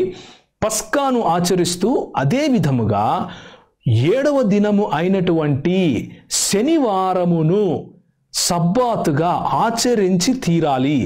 ఆచరించి తీరుతూ దేవుని యొక్క బల్లలో పాల్పంపులు పొందినప్పుడు మాత్రమే దేవుని పిల్లలుగా, అంటే క్రైస్ట్ ఆన్ హాంగ్ సాంగ్ గారి మరియు జాంగ్ హిల్ జా గారి పిల్లలుగా మనము ఈ లోకంలో తిరగగలుగుతాము. పైలోకంలో కూడా మనకు అలాంటి బెనిఫిట్స్ లేకపోతే అలాంటి అధికారం ఉంటుంది అన్నట్లుగా వారు చెబుతూ వస్తారు. అంటే వారు చెప్పే విషయానికి ఒకసారి సారాంశం చూడండి. ఇప్పుడు ఆఖరి యుగం నడుస్తూ ఉంది. ఆఖరి యుగంలో నిజమైన రక్షణ రావాలి అంటే, నిజమైన రక్షణ క్రైస్తవుడిగా నీకు దొరకాలి అంటే క్రైస్ట్ ఆన్ హాంగ్ సాంగ్ గారిని, అంటే కొరియాలో పుట్టినటువంటి క్రీస్తును నువ్వు ఎప్పుడైతే విశ్వసిస్తావో అప్పుడు మాత్రమే నీకు రక్షణ అన్నట్లు వీరు ప్రచారం చేస్తూ ఉంటారు. ఎంతోమంది దానిని నమ్మి బైబిల్ చదువుతూ గ్రుడ్డివారిలాగా వారు చెప్పే మాటలను వింటూ కూడా ఉంటారు. కాబట్టి క్రైస్ట్ ఆన్ సాంగ్ గారు ఎందుకు ఈనాటి క్రీస్తుగా మనం అంగీకరించాలి అంటే, ఈనాడు ఆయన పాస్ ఓవర్ లేకపోతే పస్కా పండుగను ఆచరించమని బోధించారు కాబట్టి దాని ద్వారా ఆయన పిల్లలముగా మనం మారతాము అని చెప్పారు. కాబట్టి ఏ రకంగా అయితే క్రీస్తు తన రక్తాన్ని త్రాగమని చెప్పాడో అదేవిధంగా క్రైస్ట్ ఆన్ హాంగ్ సాంగ్ గారు పస్కాను ఆచరిస్తేనే మీరు నా పిల్లలు అని చెప్పాడో కనుక మనము ఆయననే నమ్మాలి. ఇప్పుడు ఆయనే మన దేవుడు అని చెబుతూ మీకు కనిపించే ఈ వెబ్సైట్లో చెబుతూ ఉంటారు. మీకు కనిపించే ఈ వెబ్సైట్ వారి అధికారికమైనటువంటి వెబ్సైట్. ఆ వెబ్సైట్లో వారు నమ్మే విశ్వాస సూత్రాలు చాలా చక్కగా రాశారు. దాన్ని గనక మీరు చదివితే నేను చెప్పే మాటలు అక్కడ రాస్తున్నటువంటి మాటలను నేను సరిగ్గానే ప్రాతినిధ్యం వహిస్తూ మీ దగ్గరికి తీసుకొస్తాను అన్న విషయం మీకు తెలుస్తుంది. కాబట్టి ఇప్పుడు క్రైస్తవ దృక్పథాన్ని కొంచెం చూద్దాం. నిజముగా క్రైస్తవులుగా చెప్పుకునే, నిజముగా 66 పుస్తకాలలో ఉన్నటువంటి క్రీస్తును మాత్రమే అనుసరించే క్రైస్తవులు నమ్మే ఈ విశ్వాసాన్ని ఇప్పుడు చూడండి. మొట్టమొదటిది క్రీస్తు బల్ల యొక్క విషయాన్ని మనం గమనిద్దాం. క్రీస్తు బల్ల ఎందుకు పెట్టారు? క్రీస్తు బల్ల వలన మనకు రక్షణ కలుగుతుంది అని యేసుప్రభువు చెప్పాడా అన్న విషయాన్ని మనం చూద్దాం. క్రీస్తు ఏమన్నాడు అంటే, ఒకసారి కొరింథీయులకు రాసిన పత్రిక 11వ అధ్యాయానికి మనం వెళ్దాం. మొదటి కొరింథీయులకు రాసిన పత్రిక 11వ అధ్యాయం. ఈ అధ్యాయంలో చక్కగా దేవుని బల్ల యొక్క విశిష్టత లేకపోతే దేవుని బల్ల యొక్క అధికారిత మనకు చెప్పబడి ఉంది. ఇక్కడ ఏముంది అంటే 24వ వచనం నుంచి నేను చదువుతాను. ఇది మీ కొరకైన నా శరీరము, నన్ను జ్ఞాపకము చేసుకున్నట్టుకై దీనిని చేయుడు అని చెప్పాను. అంటే మొట్టమొదటిగా ఎందుకు దేవుని బల్లను మనకు ఏర్పరచారు అంటే ఆయనను జ్ఞాపకం చేసుకోవాలి. ఎందుకు జ్ఞాపకం చేసుకోవాలి? ఏం చేశాడని జ్ఞాపకం చేసుకోవాలి? ఆయనలో ఏముందని జ్ఞాపకం చేసుకోవాలి అని అంటే, యేసు ప్రభువు నా కోసము దేవుడై ఉండి మనిషిగా వచ్చాడు అని జ్ఞాపకం చేసుకోవాలి. యేసు ప్రభువు క్రీస్తు అయి ఉండి ఈ సకల లోకాలను సృష్టించిన వాడు అయి ఉండి నాలాగా మనిషిగా పాపపు శరీరమును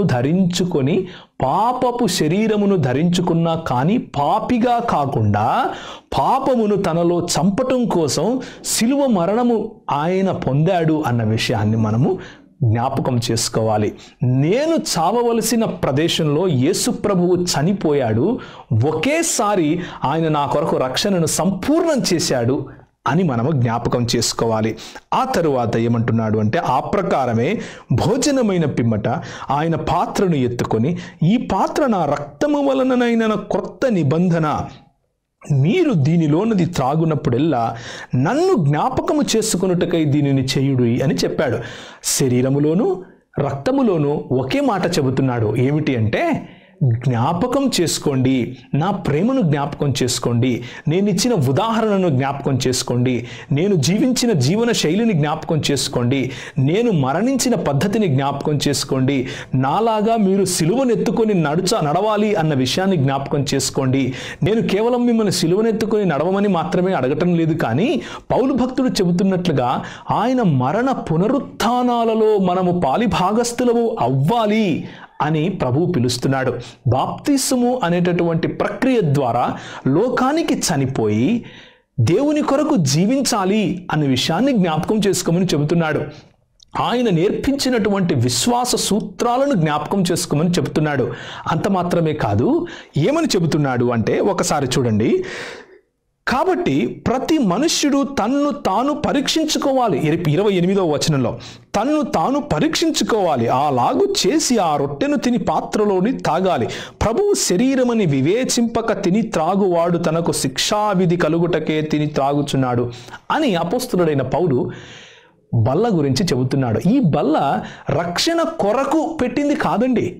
రక్షణ పొందాలి అంటే ఈ బల్లలో పాల్గొనాలి అని కాదు.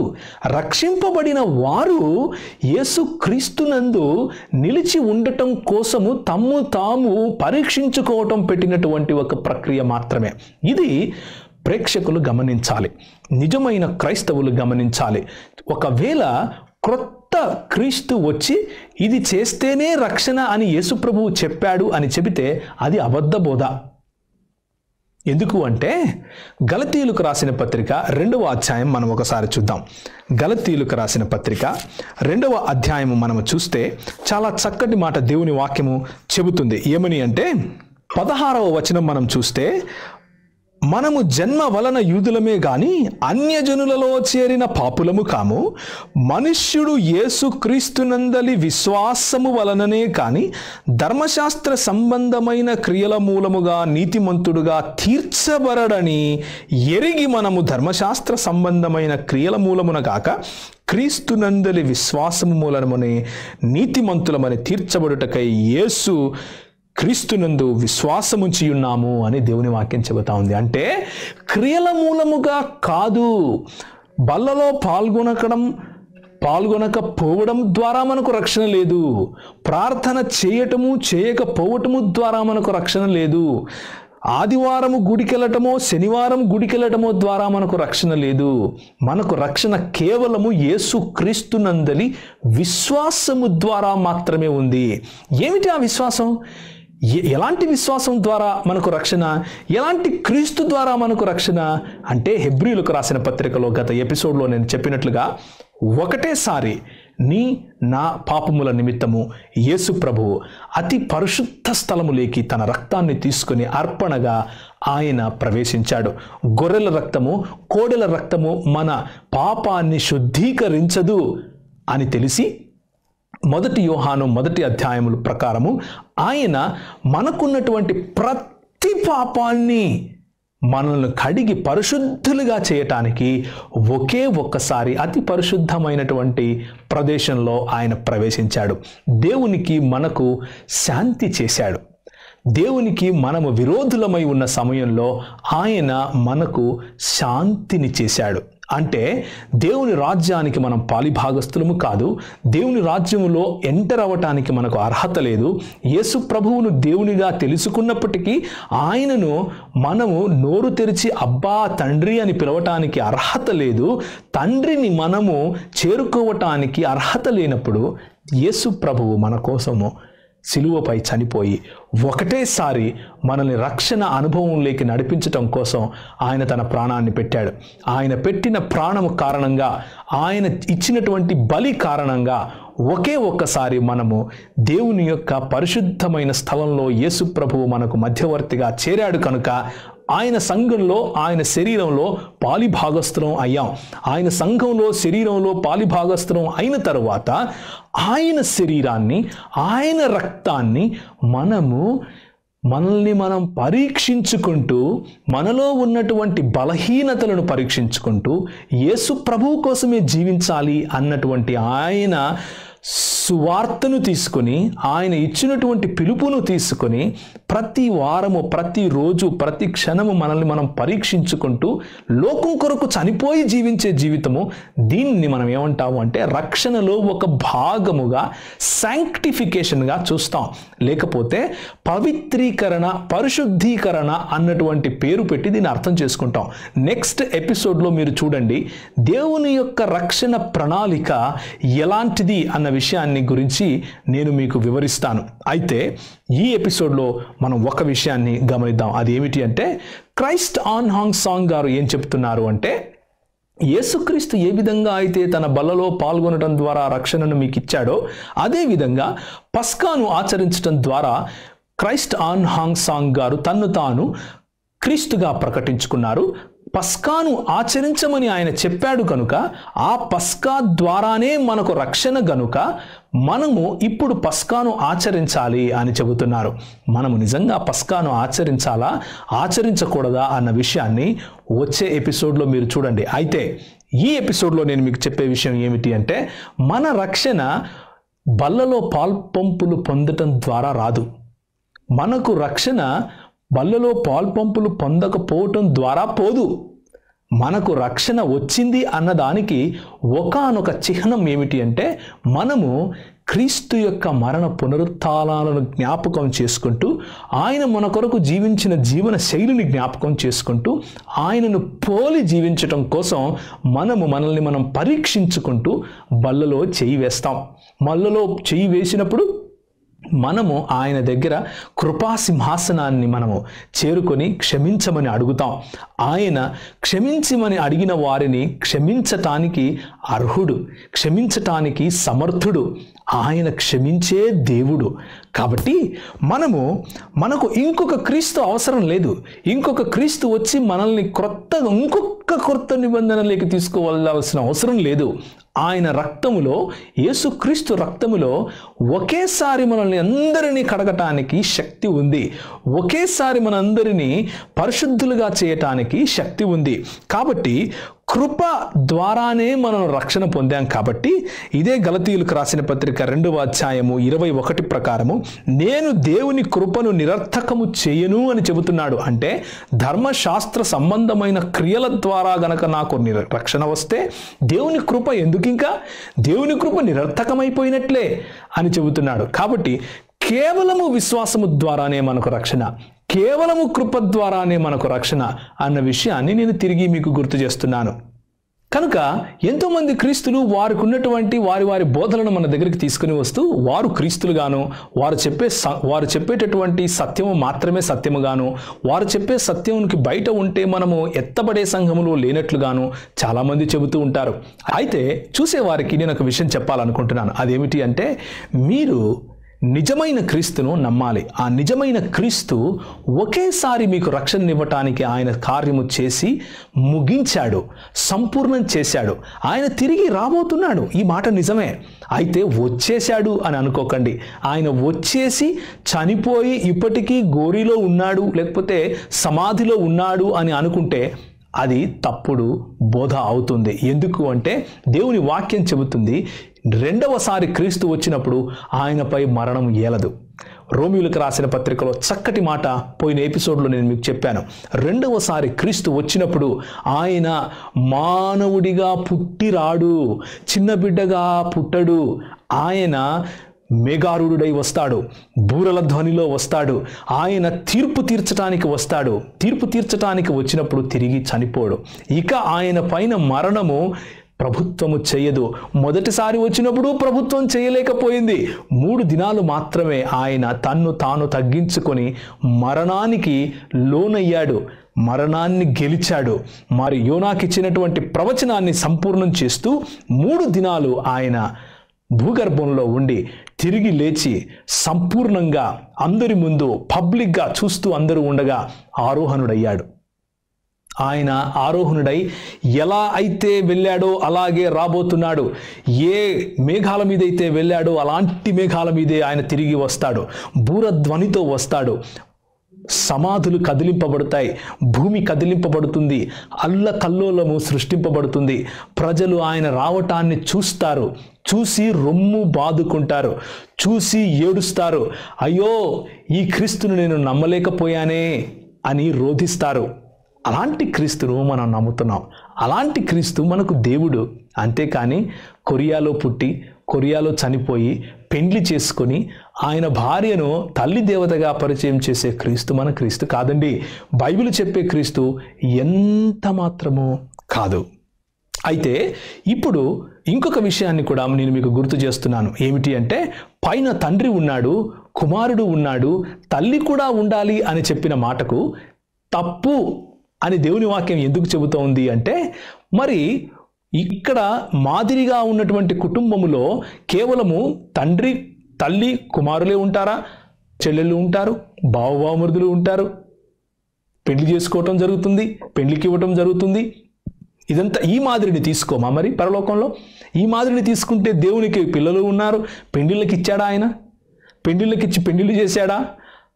కాబట్టి దేవుని వాక్యాన్ని ఉన్న కాంటెక్స్ట్ లేకపోతే సందర్భంలోనే అర్థం చేసుకునే ప్రయత్నం చేయాలి. కానీ మనకిష్టం వచ్చినట్లుగా మనం దాన్ని వక్రీకరించి తుంచి ప్రజలకు పంచిస్తే ఇలాంటి అనర్థాలే జరుగుతాయి అన్నది నా అభిప్రాయం. తలలు వంచుకుంటే ప్రార్థన చేద్దాం. మరి నాతో ఏకీభవించేవారు పరమందున్న తండ్రి అని మన ప్రభువు నేర్పించినటువంటి ప్రార్థనను చేయండి. అలాంటి ప్రార్థన నేను చేసేటప్పుడు మీరు నాతో ఏకీభవించండి. పరమందు తల్లి లేదు, ఒకవేళ పరమందు తల్లి ఉంటే మన యేసు ప్రభువు తల్లి ఉంది, పరమందున్న తండ్రి మరియు తల్లి అని ప్రార్థన నేర్పించేవాడు కదా. అలాంటి ప్రార్థన మనకు నేర్పించలేదు. కాబట్టి నేను చేసే ప్రార్థనతో ఎవరైతే నిజమైన క్రీస్తును నమ్ముతున్నారో వారు ఏకీభవించండి. ప్రార్థించుకుందాం. ప్రేమగల తండ్రి, కృపగల దేవా, యేసు ప్రభువు తిరిగి వచ్చినప్పుడు మరణానికి మరీ పాత్రుడు ఆయన కాడు అన్న విషయాన్ని, ఆ సత్యాన్ని మీ యొక్క వాక్యము నుంచి మేము చూసుకున్నాం. మీరు మమ్మల్ని వినేవారిని, చూసేవారిని ఆశీర్వదించండి. రేడియో ద్వారా, టీవీ ద్వారా, యూట్యూబ్ ద్వారా ఎవరైతే ఈ కంటెంట్ని చూస్తున్నారో వారు ఆశీర్వదింపబడి మీలో బలపడటానికి, మీలో ఎదగటానికి మీరు సహాయం చేయమని ఈ చిన్ని ప్రార్థనను యేసుక్రీస్తు వారి శ్రేష్టమైన నామంలో అడిగి వేడుకుంటున్నాం తండ్రి. ఆమెన్. సాక్షి అపాలజెటిక్స్ నెట్వర్క్ వారి యేసుతో టీవీగా అనే ప్రోగ్రాంలోనికి మరొకసారి స్వాగతం, సుస్వాగతం. మరి world mission society of church of God అనేటటువంటి ఒక సంస్థ, ఆ సంస్థకు ప్రాతినిధ్యం వహిస్తూ కొరియాలో పుట్టి కొరియాలో చనిపోయి ఆయన సమాధి ఇప్పటికీ కొరియాలోనే ఉన్నటువంటి కొరియా క్రీస్తుని గురించి ఆయన భార్య అయినటువంటి జాంగ్ జిల్ ఝా అనే ఒక వ్యక్తి దేవుని భార్యగాను, తల్లిగాను, లేకపోతే తల్లి అయిన దేవునిగాను తను తాను పరిచయం చేసుకుంటూ ఉన్నటువంటి ఆ సంస్థ ప్రకటించే బోధను మనము చూస్తున్నాం. అయితే ఆ సంస్థ ప్రకటించే బోధనలో నుంచి మనం పోయిన వారం ఏం చూసాము అంటే, యేసుక్రీస్తు మన ముందు ఉంచినటువంటి బల్ల రక్షణార్థమై ఉంచినటువంటి బల్లగా ఉన్నటువంటి బోధను లేఖనముల ఆధారంగా ఎందుకు తప్పు అన్న విషయాన్ని మనం చూసాం. ఏమని చూసాము అంటే, యేసుక్రీస్తు మన కొరకు ఉంచినటువంటి బల్ల రక్షణ కొరకు కాదు, కానీ రక్షించబడిన వాళ్ళు రక్షణలో కొనసాగటం కోసం బలలో పాల్పంపులు పొందుతూ వారిని వారు పరీక్షించుకుంటూ ప్రతిసారి దేవుని యొక్క జీవన శైలిని, యేసుక్రీస్తు యొక్క జీవన శైలిని అర్థం చేసుకుంటూ దాని ప్రకారము, దాని అనుగుణంగా జీవించే పద్ధతిలో యేసుక్రీస్తు శిష్యులను నమ్మినటువంటి శిష్యులైనటువంటి క్రైస్తవులు అందరూ చేసే పద్ధతిని మనం చూస్తూ వచ్చాం. అయితే ఈ ఎపిసోడ్లో మనం ఏం చూడబోతున్నాము అంటే, మరి యేసుక్రీస్తు పస్కా బలిని ఆచరించమని చెప్పాడా? పస్కా బలిని ఆచరించడం ద్వారా, పస్కా పండుగను ఆచరించడం ద్వారా మనకు రక్షణ ఉందా అన్న విషయాన్ని మనం చూడబోతున్నాం. అంత మాత్రమే కాదు, మరి ఆదికాండము 1వ అధ్యాయం నుంచి దేవుడు సృష్టించినటువంటి ప్రజలు స్త్రీని గాను పురుషుని గాను సృష్టించాడు. కాబట్టి దేవునిలో పురుషుడు మాత్రమే కాదు, స్త్రీ కూడా ఉండాలి అన్నటువంటి ఒకనొక ఆర్గ్యుమెంట్ను కూడా మనం చూడబోతున్నాం. అయితే ఇంకొక విషయాన్ని, ప్రాముఖ్యమైన విషయాన్ని నేను మీకు తెలియజేసుకుంటాను. అదేమిటి అంటే, రక్షణ, యేసుక్రీస్తు బోధించినటువంటి రక్షణ, బైబిల్లో ఉన్నటువంటి 66 పుస్తకాలు బోధించేటువంటి రక్షణ మరియు ఈ చర్చ్ ఆఫ్ గాడ్ వారు బోధించేటువంటి రక్షణ ఒకటేనా అన్న విషయాన్ని కూడా మనం చూస్తాం. వాటన్నిటిని తెలుసుకోవడానికి ముందు ఈ క్లిప్పింగ్ ఒకసారి చూడండి. The way to be saved from the last disaster must also be recorded in the Bible. The Passover, which is God's feast saving his people from disaster. All the people who put the blood of the year-old lambs on their doorframes and ate the roasted meat of the lamb at twilight on the first month 14th day were saved from the plague of death, as God had promised. However, those who didn't celebrate the Passover were destroyed by the plague. Jesus, who came to this earth as the reality of the Passover lamb, and he let us know the Passover of the new covenant through which we can eat the flesh and blood of Jesus. Therefore, in this age, we can be saved from the disasters when we celebrate the Passover of the new covenant. The only way to be saved from the last plague is the Passover of the new covenant. Which church celebrates the Passover on the evening of first month 14th day as Jesus directed us? Is the World Mission Society Church of God. మరి world mission society of church of God అనేటటువంటి ఈ Korea క్రీస్తును ప్రకటించే ఈ సంస్థ మనకేం చెబుతుంది అంటే, దేవుని యందు బహుళత్వము ఉంది. ఆ దేవుని యందు ఉన్నటువంటి బహుళత్వము స్త్రీగాను పురుషునిగాను వారిద్దరికీ కలిగిన కుమారునిగాను ఉంది అని మనకు నేర్పిస్తూ ఉంది. అయితే సార్వత్రిక క్రైస్తవ సంఘము ఇన్ని సంవత్సరాలు, మరి ఇన్ని వేల సంవత్సరాలు విశ్వసిస్తున్నటువంటి ప్రామాణికమైన విశ్వాసానికి ఇది భిన్నంగా ఉంది. కాబట్టి నిజమైన క్రైస్తవ విశ్వాసంలో ఉన్న వాళ్ళు తప్పు బోధ అని నాకు అనిపిస్తున్నటువంటి ఈ బోధను అనుసరించి వారి విశ్వాసంలో నుంచి చెదిరిపోకుండా ఉండటం కోసం ఈ చిన్ని ప్రయత్నము నేను మీ ముందు చేస్తున్నాను. అయితే ఒక విషయం గమనించాలి. ఈ దేవుడు ఆదికాండము 1వ అధ్యాయం 26, 27 వచనాలను గనక మనం చదివితే, దేవుడు నరులను సృజించెను, వారిని స్త్రీనిగాను పురుషునిగాను సృజించెను అన్న విషయాన్ని వాళ్ళు తీసుకుని ఏం చెబుతూ ఉంటారు అంటే, దేవుడు మన స్వరూపమందు మనము నరులను చేద్దాము అని అన్నప్పుడు ఆయన స్వరూపమందు స్త్రీ పురుషులు లేకపోతే నరుణ్ణి స్త్రీనిగాను పురుషునిగాను ఎలా చేస్తాడు అన్న ప్రశ్న వాళ్ళు తీసుకుని వస్తూ ఉంటారు. అయితే దేవుని యొక్క వాక్యము స్పష్టంగా మనకు చెప్పే విషయం ఏమిటి అంటే, దేవుడు ఎక్కడ కూడా 66 పుస్తకాలు ఉన్నటువంటి ఈ బైబిల్ గ్రంథంలో తన్ను తాను ఒక స్త్రీలింగముగా ఎప్పుడూ చెప్పుకోలేదు. ఒకవేళ అలా చెప్పుకొని ఉంటే మనము దాని గురించి ఆలోచించవచ్చు. అంత మాత్రమే కాదు, మానవులకు అంటే సృష్టికి, మానవులు మాత్రమే కాదు సృష్టిలో ఉన్న జీవ జంతువులన్నింటికీ కూడా పరాగ సంపర్కము అన్న ప్రక్రియ ద్వారా వారికి కలిగే పిల్లలను చేసుకోవడము, లేకపోతే వారికి పిల్లలు కలగాలి అన్న ప్రక్రియను దేవుడు ఉంచాడు. అంటే ప్రోజెని అంటారు. ఒక కుటుంబములో భార్యాభర్తలు కలయిక కారణంగా వారికి పిల్లలు పుట్టటము అనేది ప్రకృతి సంబంధమైనటువంటి పని. కానీ దేవుడు ప్రకృతిలో ఉన్నవాడు కాదు అన్న విషయాన్ని మర్చిపోయిన వాళ్ళు ఇలాంటి వితండవాదం చేస్తూ ఉంటారు. దేవునికి లింగము అవసరము లేదు. దేవునికి ఆడలింగము, పురుషలింగము, స్త్రీలింగము అన్నటువంటి భేదాలు ఉండవు. ఎందుకు అంటే దేవుని వాక్యం ఏం చెబుతా ఉంది అంటే, దేవుడు ఆత్మయ్య ఉన్నాడు. ఆత్మలు పెండ్లిళ్ళు చేసుకోవు, ఆత్మలకు సంపర్కము అవసరము లేదు. కానీ దేవుడు ఏమంటున్నాడు అంటే, తాను సృష్టించినటువంటి ఈ మానవులను ఆయన స్వరూపములో ఆయన చేసుకున్నాడు కనుక మానవుడిని పురుషుడు అన్నటువంటి ఆదామును కార్పొరల్ రిప్రజెంటేటివ్, లేకపోతే ఆ సృష్టిలో ఉన్నటువంటి మానవులందరికీ ఒక ప్రాతినిధ్యంగా ఆయన పిలిచాడు. ఎక్కడ ప్రాతినిధ్యంగా పురుషుణ్ణి పిలిచినంత మాత్రాన ఆయన సుపీరియర్ కాదు అన్న విషయాన్ని గుర్తు చేస్తూ స్త్రీనిగాను పురుషునిగాను ఆయన సృజించెను అన్నమాట వాడారే తప్ప దేవుని యందు స్త్రీ పురుషులు ఉన్నారు అన్న భేదంతో ఏనాడు దేవుని గ్రంథం అలా చెప్పలేదు. ఒకవేళ అది గనక అందులోని ఆంతర్యం అయితే, పౌలు పెండ్లి గురించి మాట్లాడుతున్నప్పుడు, పేతురు సంఘములో ఉన్నటువంటి ఆడ మగ సభ్యుల గురించి మాట్లాడుతున్నప్పుడు, దేవుని యొక్క వ్యక్తిత్వం గురించి మాట్లాడుతున్నప్పుడు, దేవుని యందు ఉన్నటువంటి ఆడ మగల గురించి తప్పకుండా మాట్లాడేవాడు కదా. అలా మాట్లాడలేదు. ఒకవేళ ఈరోజు కొరియాలో పుట్టినటువంటి ఆన్ హాన్ సాంగ్ గారు వచ్చి, ఈ ప్రత్యక్షత నాకు ప్రత్యేకంగా వచ్చింది, పౌలుకు మరియు పేతురుకు సంఘములో ఉన్న ఏ అపోస్తలులకు యేసు ప్రభువుకు కూడా లేని ప్రత్యక్షత అంటే, దాన్ని మనం ఏ విధంగా పరిగణించాలి అంటే బైబిల్ బయట ఉన్నటువంటి ప్రత్యక్షత అని పరిగణించాలి.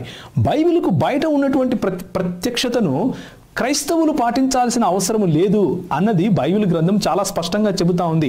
దాన్ని నేను గత కొన్ని ఎపిసోడ్లుగా మీకు చెబుతూ వస్తున్నాను. ఏమని అంటే, వారు ప్రకటించిన, అంటే అపోస్తలులు ప్రకటించిన వేరొక క్రీస్తును కానీ, వేరొక సువార్తను కానీ, వేరొక ఆత్మను కానీ మనము అంగీకరించి అనుసరించాల్సిన అవసరత లేదు అని అపోస్తలులు మనకు గుర్తు చేస్తున్నారు. కనుక అపోస్తలుల కార్యము 2వ అధ్యాయం 42వ వచనం ప్రకారం మనము నమ్మవలసినది అపోస్తలుల బోధ. అపోస్తలుల బోధలో దేవుని యందు ఏనాడు స్త్రీ ఉన్నట్లుగా, లేకపోతే స్త్రీలింగం ఉన్నట్లుగా వారు చెప్పలేదు. ఏనాడు మనకు బైబిల్లో కనిపించలేదు. కనుక మనము దానిని ఒక అబద్ధ బోధగానే, లేకపోతే అవగాహన రాహిత్యం ఉన్నటువంటి బోధగానే గ్రహించి పక్కకు పెడితే సరిపోతుంది. రెండవ మాట చూద్దాం. రెండవ మాట ఏమిటి అంటే, ఈ క్రైస్ట్ ఆన్ హాన్ సాంగ్ అనే వ్యక్తి ఏం చెప్తున్నాడు అంటే, యేసు ప్రభువు ఏ విధంగా అయితే బల్లను ఏర్పాటు చేసి రక్షణకు కార్యము చేశాడో, అదేవిధంగా పస్కా బలి లేకపోతే పస్కా పండుగను ఆచరించడం ద్వారా నేటి క్రైస్తవులకు, నేటి మానవులకు రక్షణ కార్యము క్రైస్ట్ ఆన్ హాన్ సాంగ్ గారి ద్వారా వస్తుంది. ఆయనే నిజమైన క్రీస్తు ఈ సంఘానికి, ఆయనే నిజమైన క్రీస్తు ఈ సమయానికి, లేకపోతే ఈ యుగానికి అని చెప్పేటటువంటి బోధను ఒకసారి గమనించి చూద్దాం. గలతీయులకు రాసిన పత్రిక దగ్గరికి మళ్ళీ వెళదాం. గలతీయులకు రాసిన పత్రిక 2వ అధ్యాయం 21వ వచనం గనుక మనం చూస్తే, నేను క్రీస్తుతో కూడా సిలువ వేయబడి ఉన్నాను, ఇకను జీవించువాడను నేను కాను, క్రీస్తే నాయందు జీవించి ఉన్నాడు. నేనిప్పుడు శరీరమందు జీవించుచున్న జీవితము నన్ను ప్రేమించి నా కొరకు తన్ను తాను అప్పగించుకొనిన దేవుని కుమారుని యందలి విశ్వాసము వలన జీవించుచున్నాను. నేను దేవుని కృపను నిరర్థకము చేయను అంటూ మాట్లాడుతున్నాడు. దేవుని కృపను నిరర్థకం చేయటం అంటే ఏమిటి? దేని కారణంగా ఈ పౌలు దేవుని యొక్క కృపను నిరర్థకం చేస్తాము అని అంటున్నాడు అని అంటే, ఈ 2వ అధ్యాయము 16వ వచనంలో మనకు తెలుస్తుంది. మనము జన్మ వలన యూదులమే కానీ అన్యజనులలో చేరిన పాపులము కాము. మనుష్యుడు యేసు క్రీస్తునందలి విశ్వాసము వలననే కానీ ధర్మశాస్త్ర సంబంధమైన క్రియల మూలమున నీతిమంతుడుగా తీర్చబడడని ఎరిగి, మనము ధర్మశాస్త్ర సంబంధమైన క్రియల మూలమున గాక క్రీస్తునందలి విశ్వాసము వలననే నీతిమంతులని తీర్చబడుటకై యేసు క్రీస్తునందు విశ్వాసముంచి ఉన్నాము. ధర్మశాస్త్ర సంబంధ క్రియల మూలమున ఏ శరీరము నీతిమంతుడని తీర్చబడడు కదా అంటున్నాడు. అంటే పస్కా బలి అన్నది ధర్మశాస్త్రములో మనకిచ్చినటువంటి ఒకానొక నీతి క్రియ.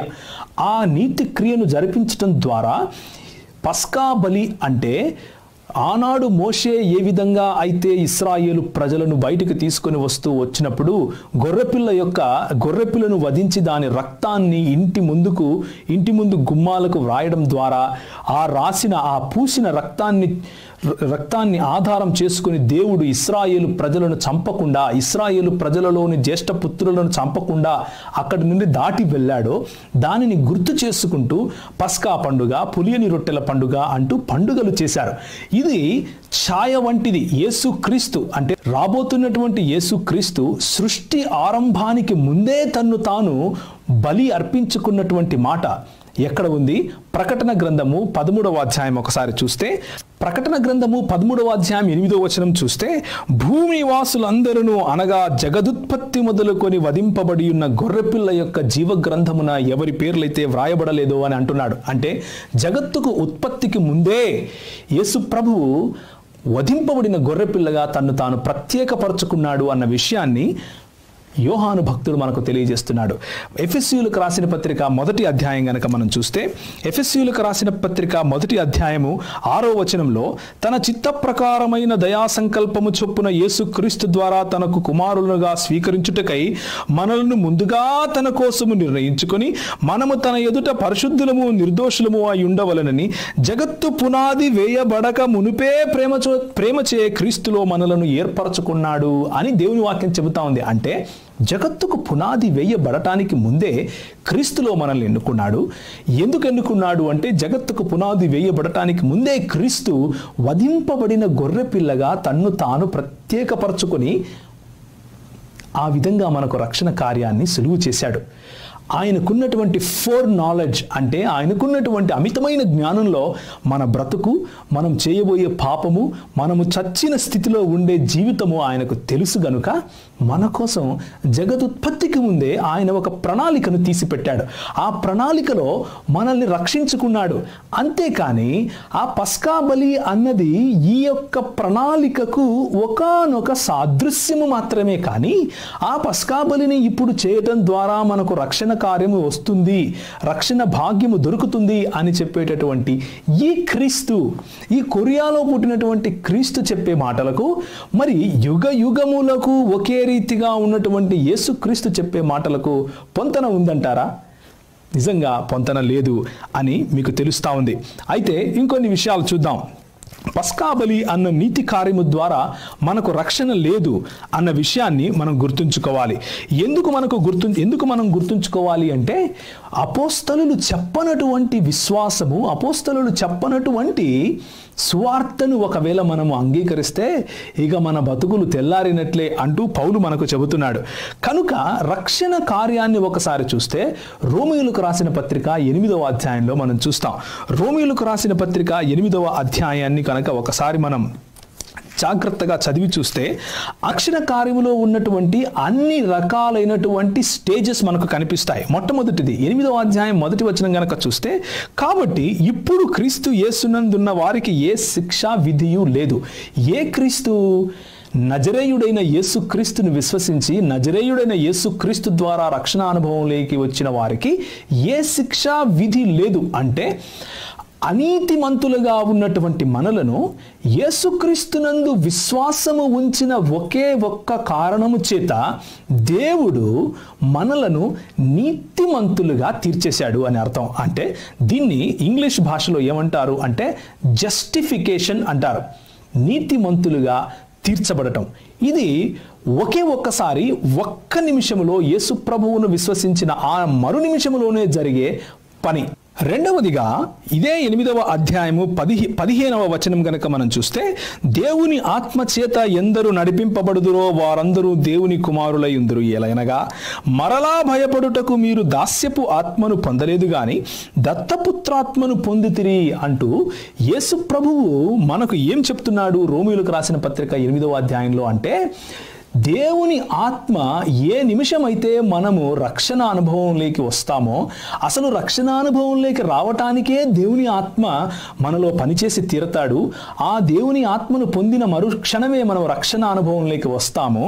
దానినే మనం ఏమంటున్నాము అంటే దత్తపుత్రులముగా ఆయన కుటుంబములోకి చేర్చబడటము అంటారు. అంటే అడాప్షన్ అంటారు. మొదట రైచియస్నెస్ లేకపోతే జస్టిఫికేషన్ లేకపోతే నీతిమంతులుగా తీర్చిబడటం అన్న విషయం జరుగుతుంది. అదే సమయంలో మనము దేవుని పిల్లలుగా ఎందరాయనను స్వీకరించిరో వారందరికీ దేవుని పిల్లలగుటకు అధికారం ఇచ్చెను అని యోహాను సువార్త 1వ అధ్యాయంలో యోహాను భక్తుడు చెప్పినట్లుగా, ఏనాడైతే మనం ఆయనను స్వీకరిస్తామో, ఆయనను అంగీకరిస్తామో ఆ క్షణమే మనము దేవుని యొక్క పిల్లలముగా దత్తపుత్రులముగా మారతాం. ఇది రెండవ విషయం. మూడవ విషయం ఏమిటి అంటే, ఇప్పుడు చాలా స్పష్టంగా చూడండి, నడిపింపబడాలి.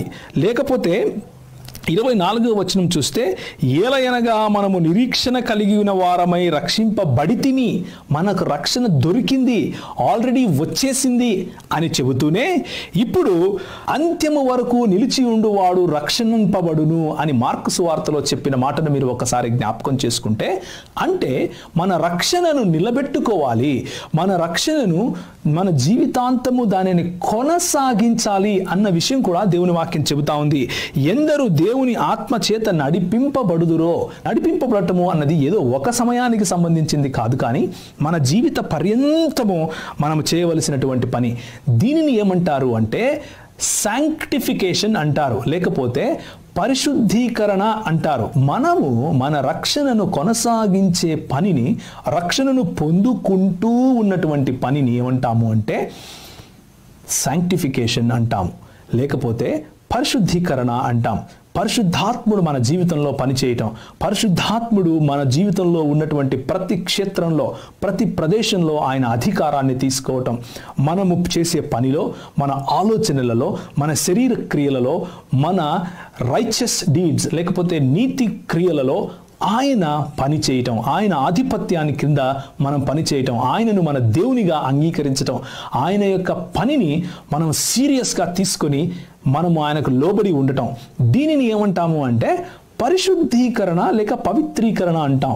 దీనిలో భాగంగానే మనము బల్లలో చెయ్యి వేస్తాం.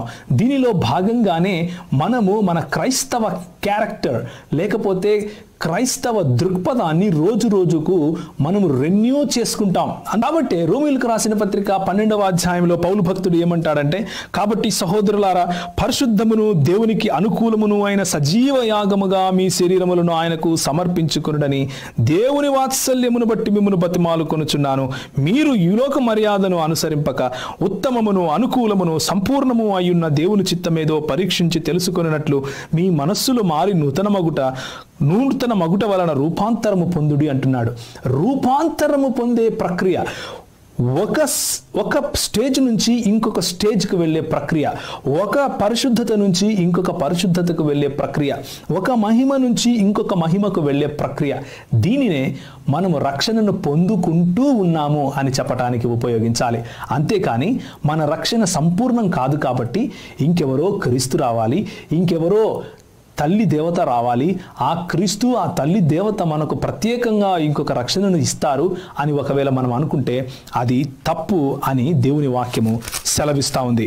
ఇంకొక విషయం గనక మనం చూస్తే ఆఖరి మాట ఇదే రోమీయులకు రాసిన పత్రిక 8వ అధ్యాయంలో దీన్ని ఏమంటారు అంటే గ్లోరిఫికేషన్ లేకపోతే మహిమ పరచబడుట అని అంటారు.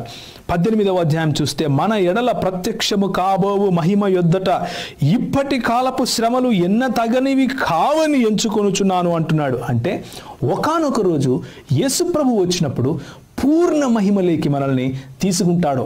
ఏమాత్రము స్పాట్ లేకుండా, ఏమాత్రము మనలో మలినం లేకుండా సంఘాన్ని ఆయన తన శరీరముగా, ఆయన తన భార్యగా స్వీకరిస్తాడు.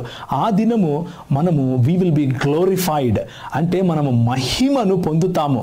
అప్పుడు సంపూర్ణమైన రక్షణ అని దేవుని వాక్యం చెబుతా ఉంది. అంటే మనము రక్షణ పొందాము, రక్షణ పొందుతున్నాము, రక్షణ పొందుతాము. ఇది వర్తమాన భూత భవిష్యత్ కాలాలకు, ఈ 3 కాలాలను ఒకటేసారి సంపూర్ణం చేసేదిగా దేవుని వాక్యం చెబుతా ఉంది. యేసుక్రీస్తు ఆ శక్తి గలవాడు అని దేవుని వాక్యం చెబుతా ఉంది. అందుకే హెబ్రీయులకు రాసిన పత్రికలో యేసు ప్రభు అంటాడు, మీ రక్షణను మొదలుపెట్టినవాడు దానిని సంపూర్ణం చేయటానికి కూడా యోగ్యుడు అని చెబుతా ఉన్నాడు. కాబట్టి మన రక్షణ అనే ఈ కార్యము ఒకటేసారి యేసు ప్రభువులో సంపూర్ణమైంది. ఒకటేసారి యేసు ప్రభువు మన కొరకు సంపూర్ణమైనటువంటి రక్షణ కార్యాన్ని చేశాడు అన్న సత్యాన్ని దేవుని వాక్యమైనటువంటి బైబిలు, దాన్ని అనుసరించేటటువంటి అపోస్తలులు చెబుతూ ఉంటే, క్రీస్తు ఆన్హాంగ్ సాంగ్ గారు మాత్రం ఏం చెప్తారు అంటే, ఆయన మనకు క్రొత్త రక్షణను పస్కాబలి ద్వారా ఇస్తాడంట. పస్కాబలి ద్వారా రక్షణను ఇవ్వటము అంటే నీతి క్రియల కారణంగా మనకు రక్షణ వస్తుంది అని చెప్పటమా? నీతి క్రియల కారణంగా ఎక్కడైనా రక్షణ వస్తుందా అని గనక మనం చూస్తే గలతీయులకు రాసిన పత్రిక మళ్ళీ ఒకసారి చూద్దాం. గలతీయులకు రాసిన పత్రిక 2వ అధ్యాయం, గలతీయులకు రాసిన పత్రిక 2వ అధ్యాయం 16వ వచనంలోని ఆఖరి భాగాన్ని చూస్తే, ధర్మశాస్త్ర సంబంధ క్రియల మూలమున ఏ శరీరియు నీతిమంతుడుగా తీర్చబడడు కదా అంటున్నాడు. అంటే పస్కాబలిని ఆచరించటము ధర్మశాస్త్ర సంబంధమైన నీతి క్రియ అయితే, ఆ నీతి క్రియను ఆచరించటం కారణంగా మనకు రక్షణ లేదు, మనము నీతిమంతులుగా తీర్చబడము అని గలతీయులకు రాసిన పత్రికలో పౌలు భక్తుడు చాలా స్పష్టంగా కుండ బద్దలు కొట్టినట్లుగా చెబుతున్నాడు.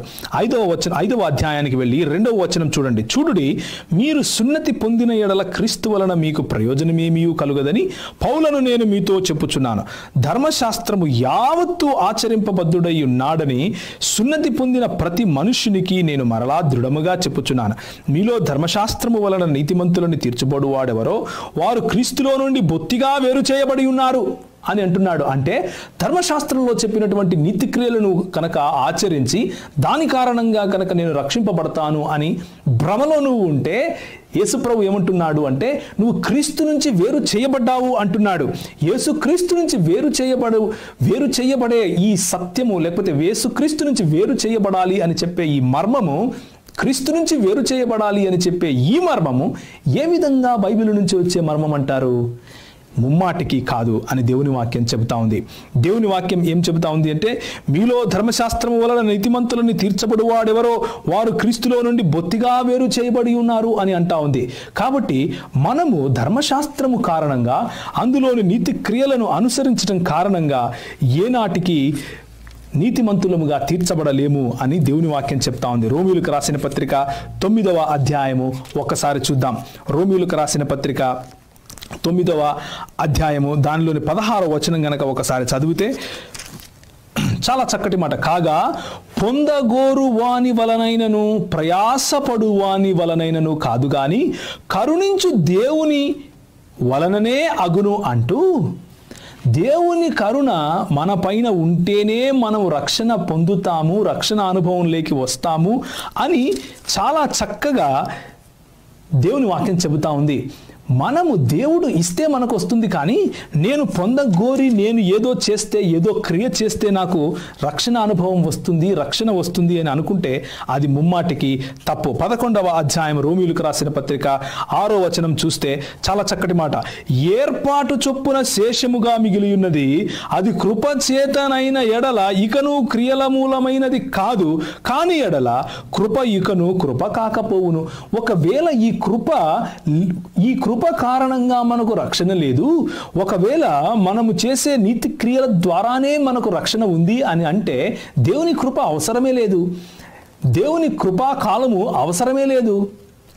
ఎందుకు అంటే రోమీయులకు రాసిన పత్రిక 3వ అధ్యాయం 20వ వచనంలో, ఏలయనగా ధర్మశాస్త్ర సంబంధమైన క్రియమూలముగా ఏ మనుష్యుడును ఆయన దృష్టికి నీతిమంతుడని తీర్చబడడు అని దేవుని వాక్యం చెబుతా ఉంది.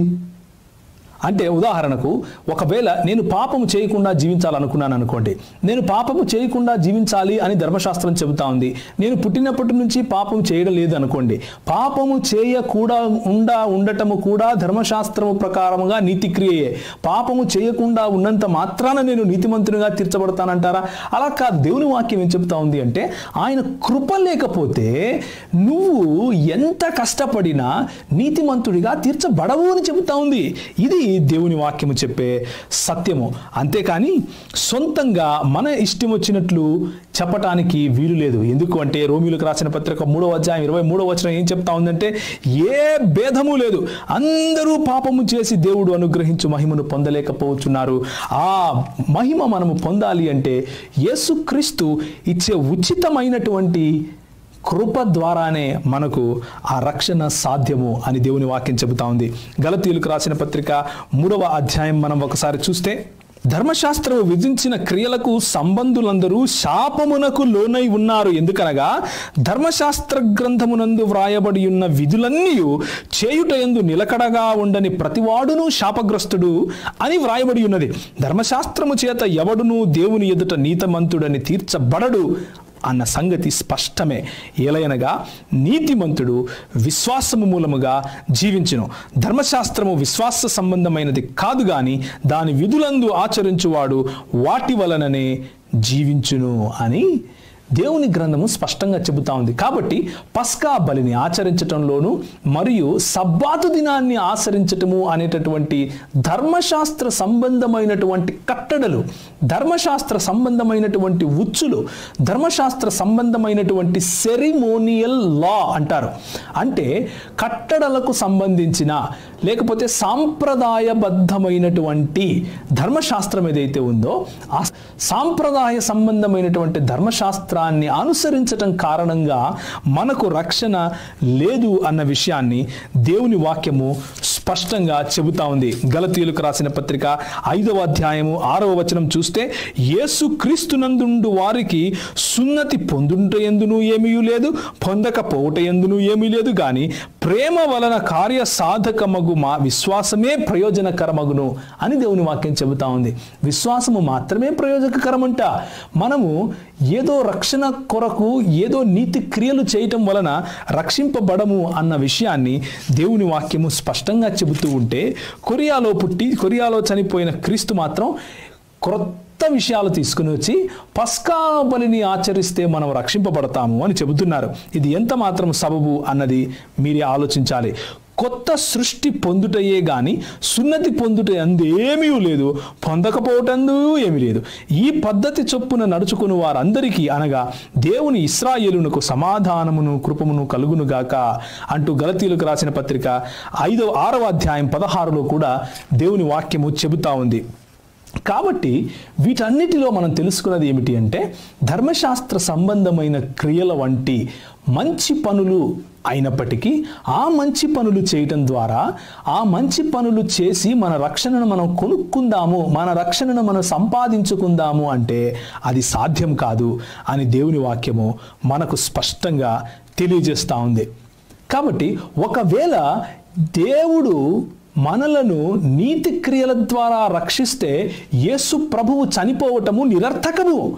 ఆయన చనిపోయి తిరిగి లేవటము అన్న దాని వెనుక ఏమాత్రము అర్థము లేదు అన్నది మీరు గ్రహించాలి. కనుక నేను మీకు చెప్పేది ఒకే ఒక విషయం ఏమిటి అంటే మీరు నమ్మే క్రీస్తు ఎవరు? మీరు నమ్మే క్రీస్తు ఇలా ఉచితముగా మీకు ఇచ్చినటువంటి రక్షణను కాపాడుకోండి, దానిని కొనసాగించుకోండి అని చెప్పే క్రీస్తా, లేకపోతే ఉచితంగా కాదు మీరు ఫలానా ఫలానా ఫలానా XYZ అనే పనులను చేస్తేనే మీరు రక్షింపబడతారు అని చెప్పే క్రీస్తా? దేవుని వాక్యం చెప్పే క్రీస్తు మాత్రం ఉచితముగా నీకు విశ్వాసమూలముగా కృపచేత నీకు రక్షణను ఇచ్చే దేవుడు. ప్రేమగల తండ్రి, కృపగల దేవ, మరి మీరు మాకు నేర్పించినటువంటి ఉచితముగా మీరు ఇచ్చినటువంటి రక్షణను మేము కాపాడుకోవటానికి, ఆ రక్షణలో మేము కొనసాగించటానికి మీ యొక్క పరిశుద్ధాత్ముని యొక్క శక్తిని మాకు దయచేయండి. మీ పరిశుద్ధాత్ముడు మమ్మల్ని నడిపించులాగున పరిశుద్ధాత్మ దేవ మాలో ఉండి మాతో ఉండి అనుక్షణము మమ్మల్ని నడిపించమని, మీ యొక్క వాక్యమును సంపూర్ణముగాను సత్యముగాను లోతుగాను తెలుసుకోవటానికి మాకు మనసును దయచేయమని చిన్ని ప్రార్థనను యేసుక్రీస్తు వారి శ్రేష్టమైన నామములో అడిగి వేడుకుంటున్నాం తండ్రి. ఆమెన్.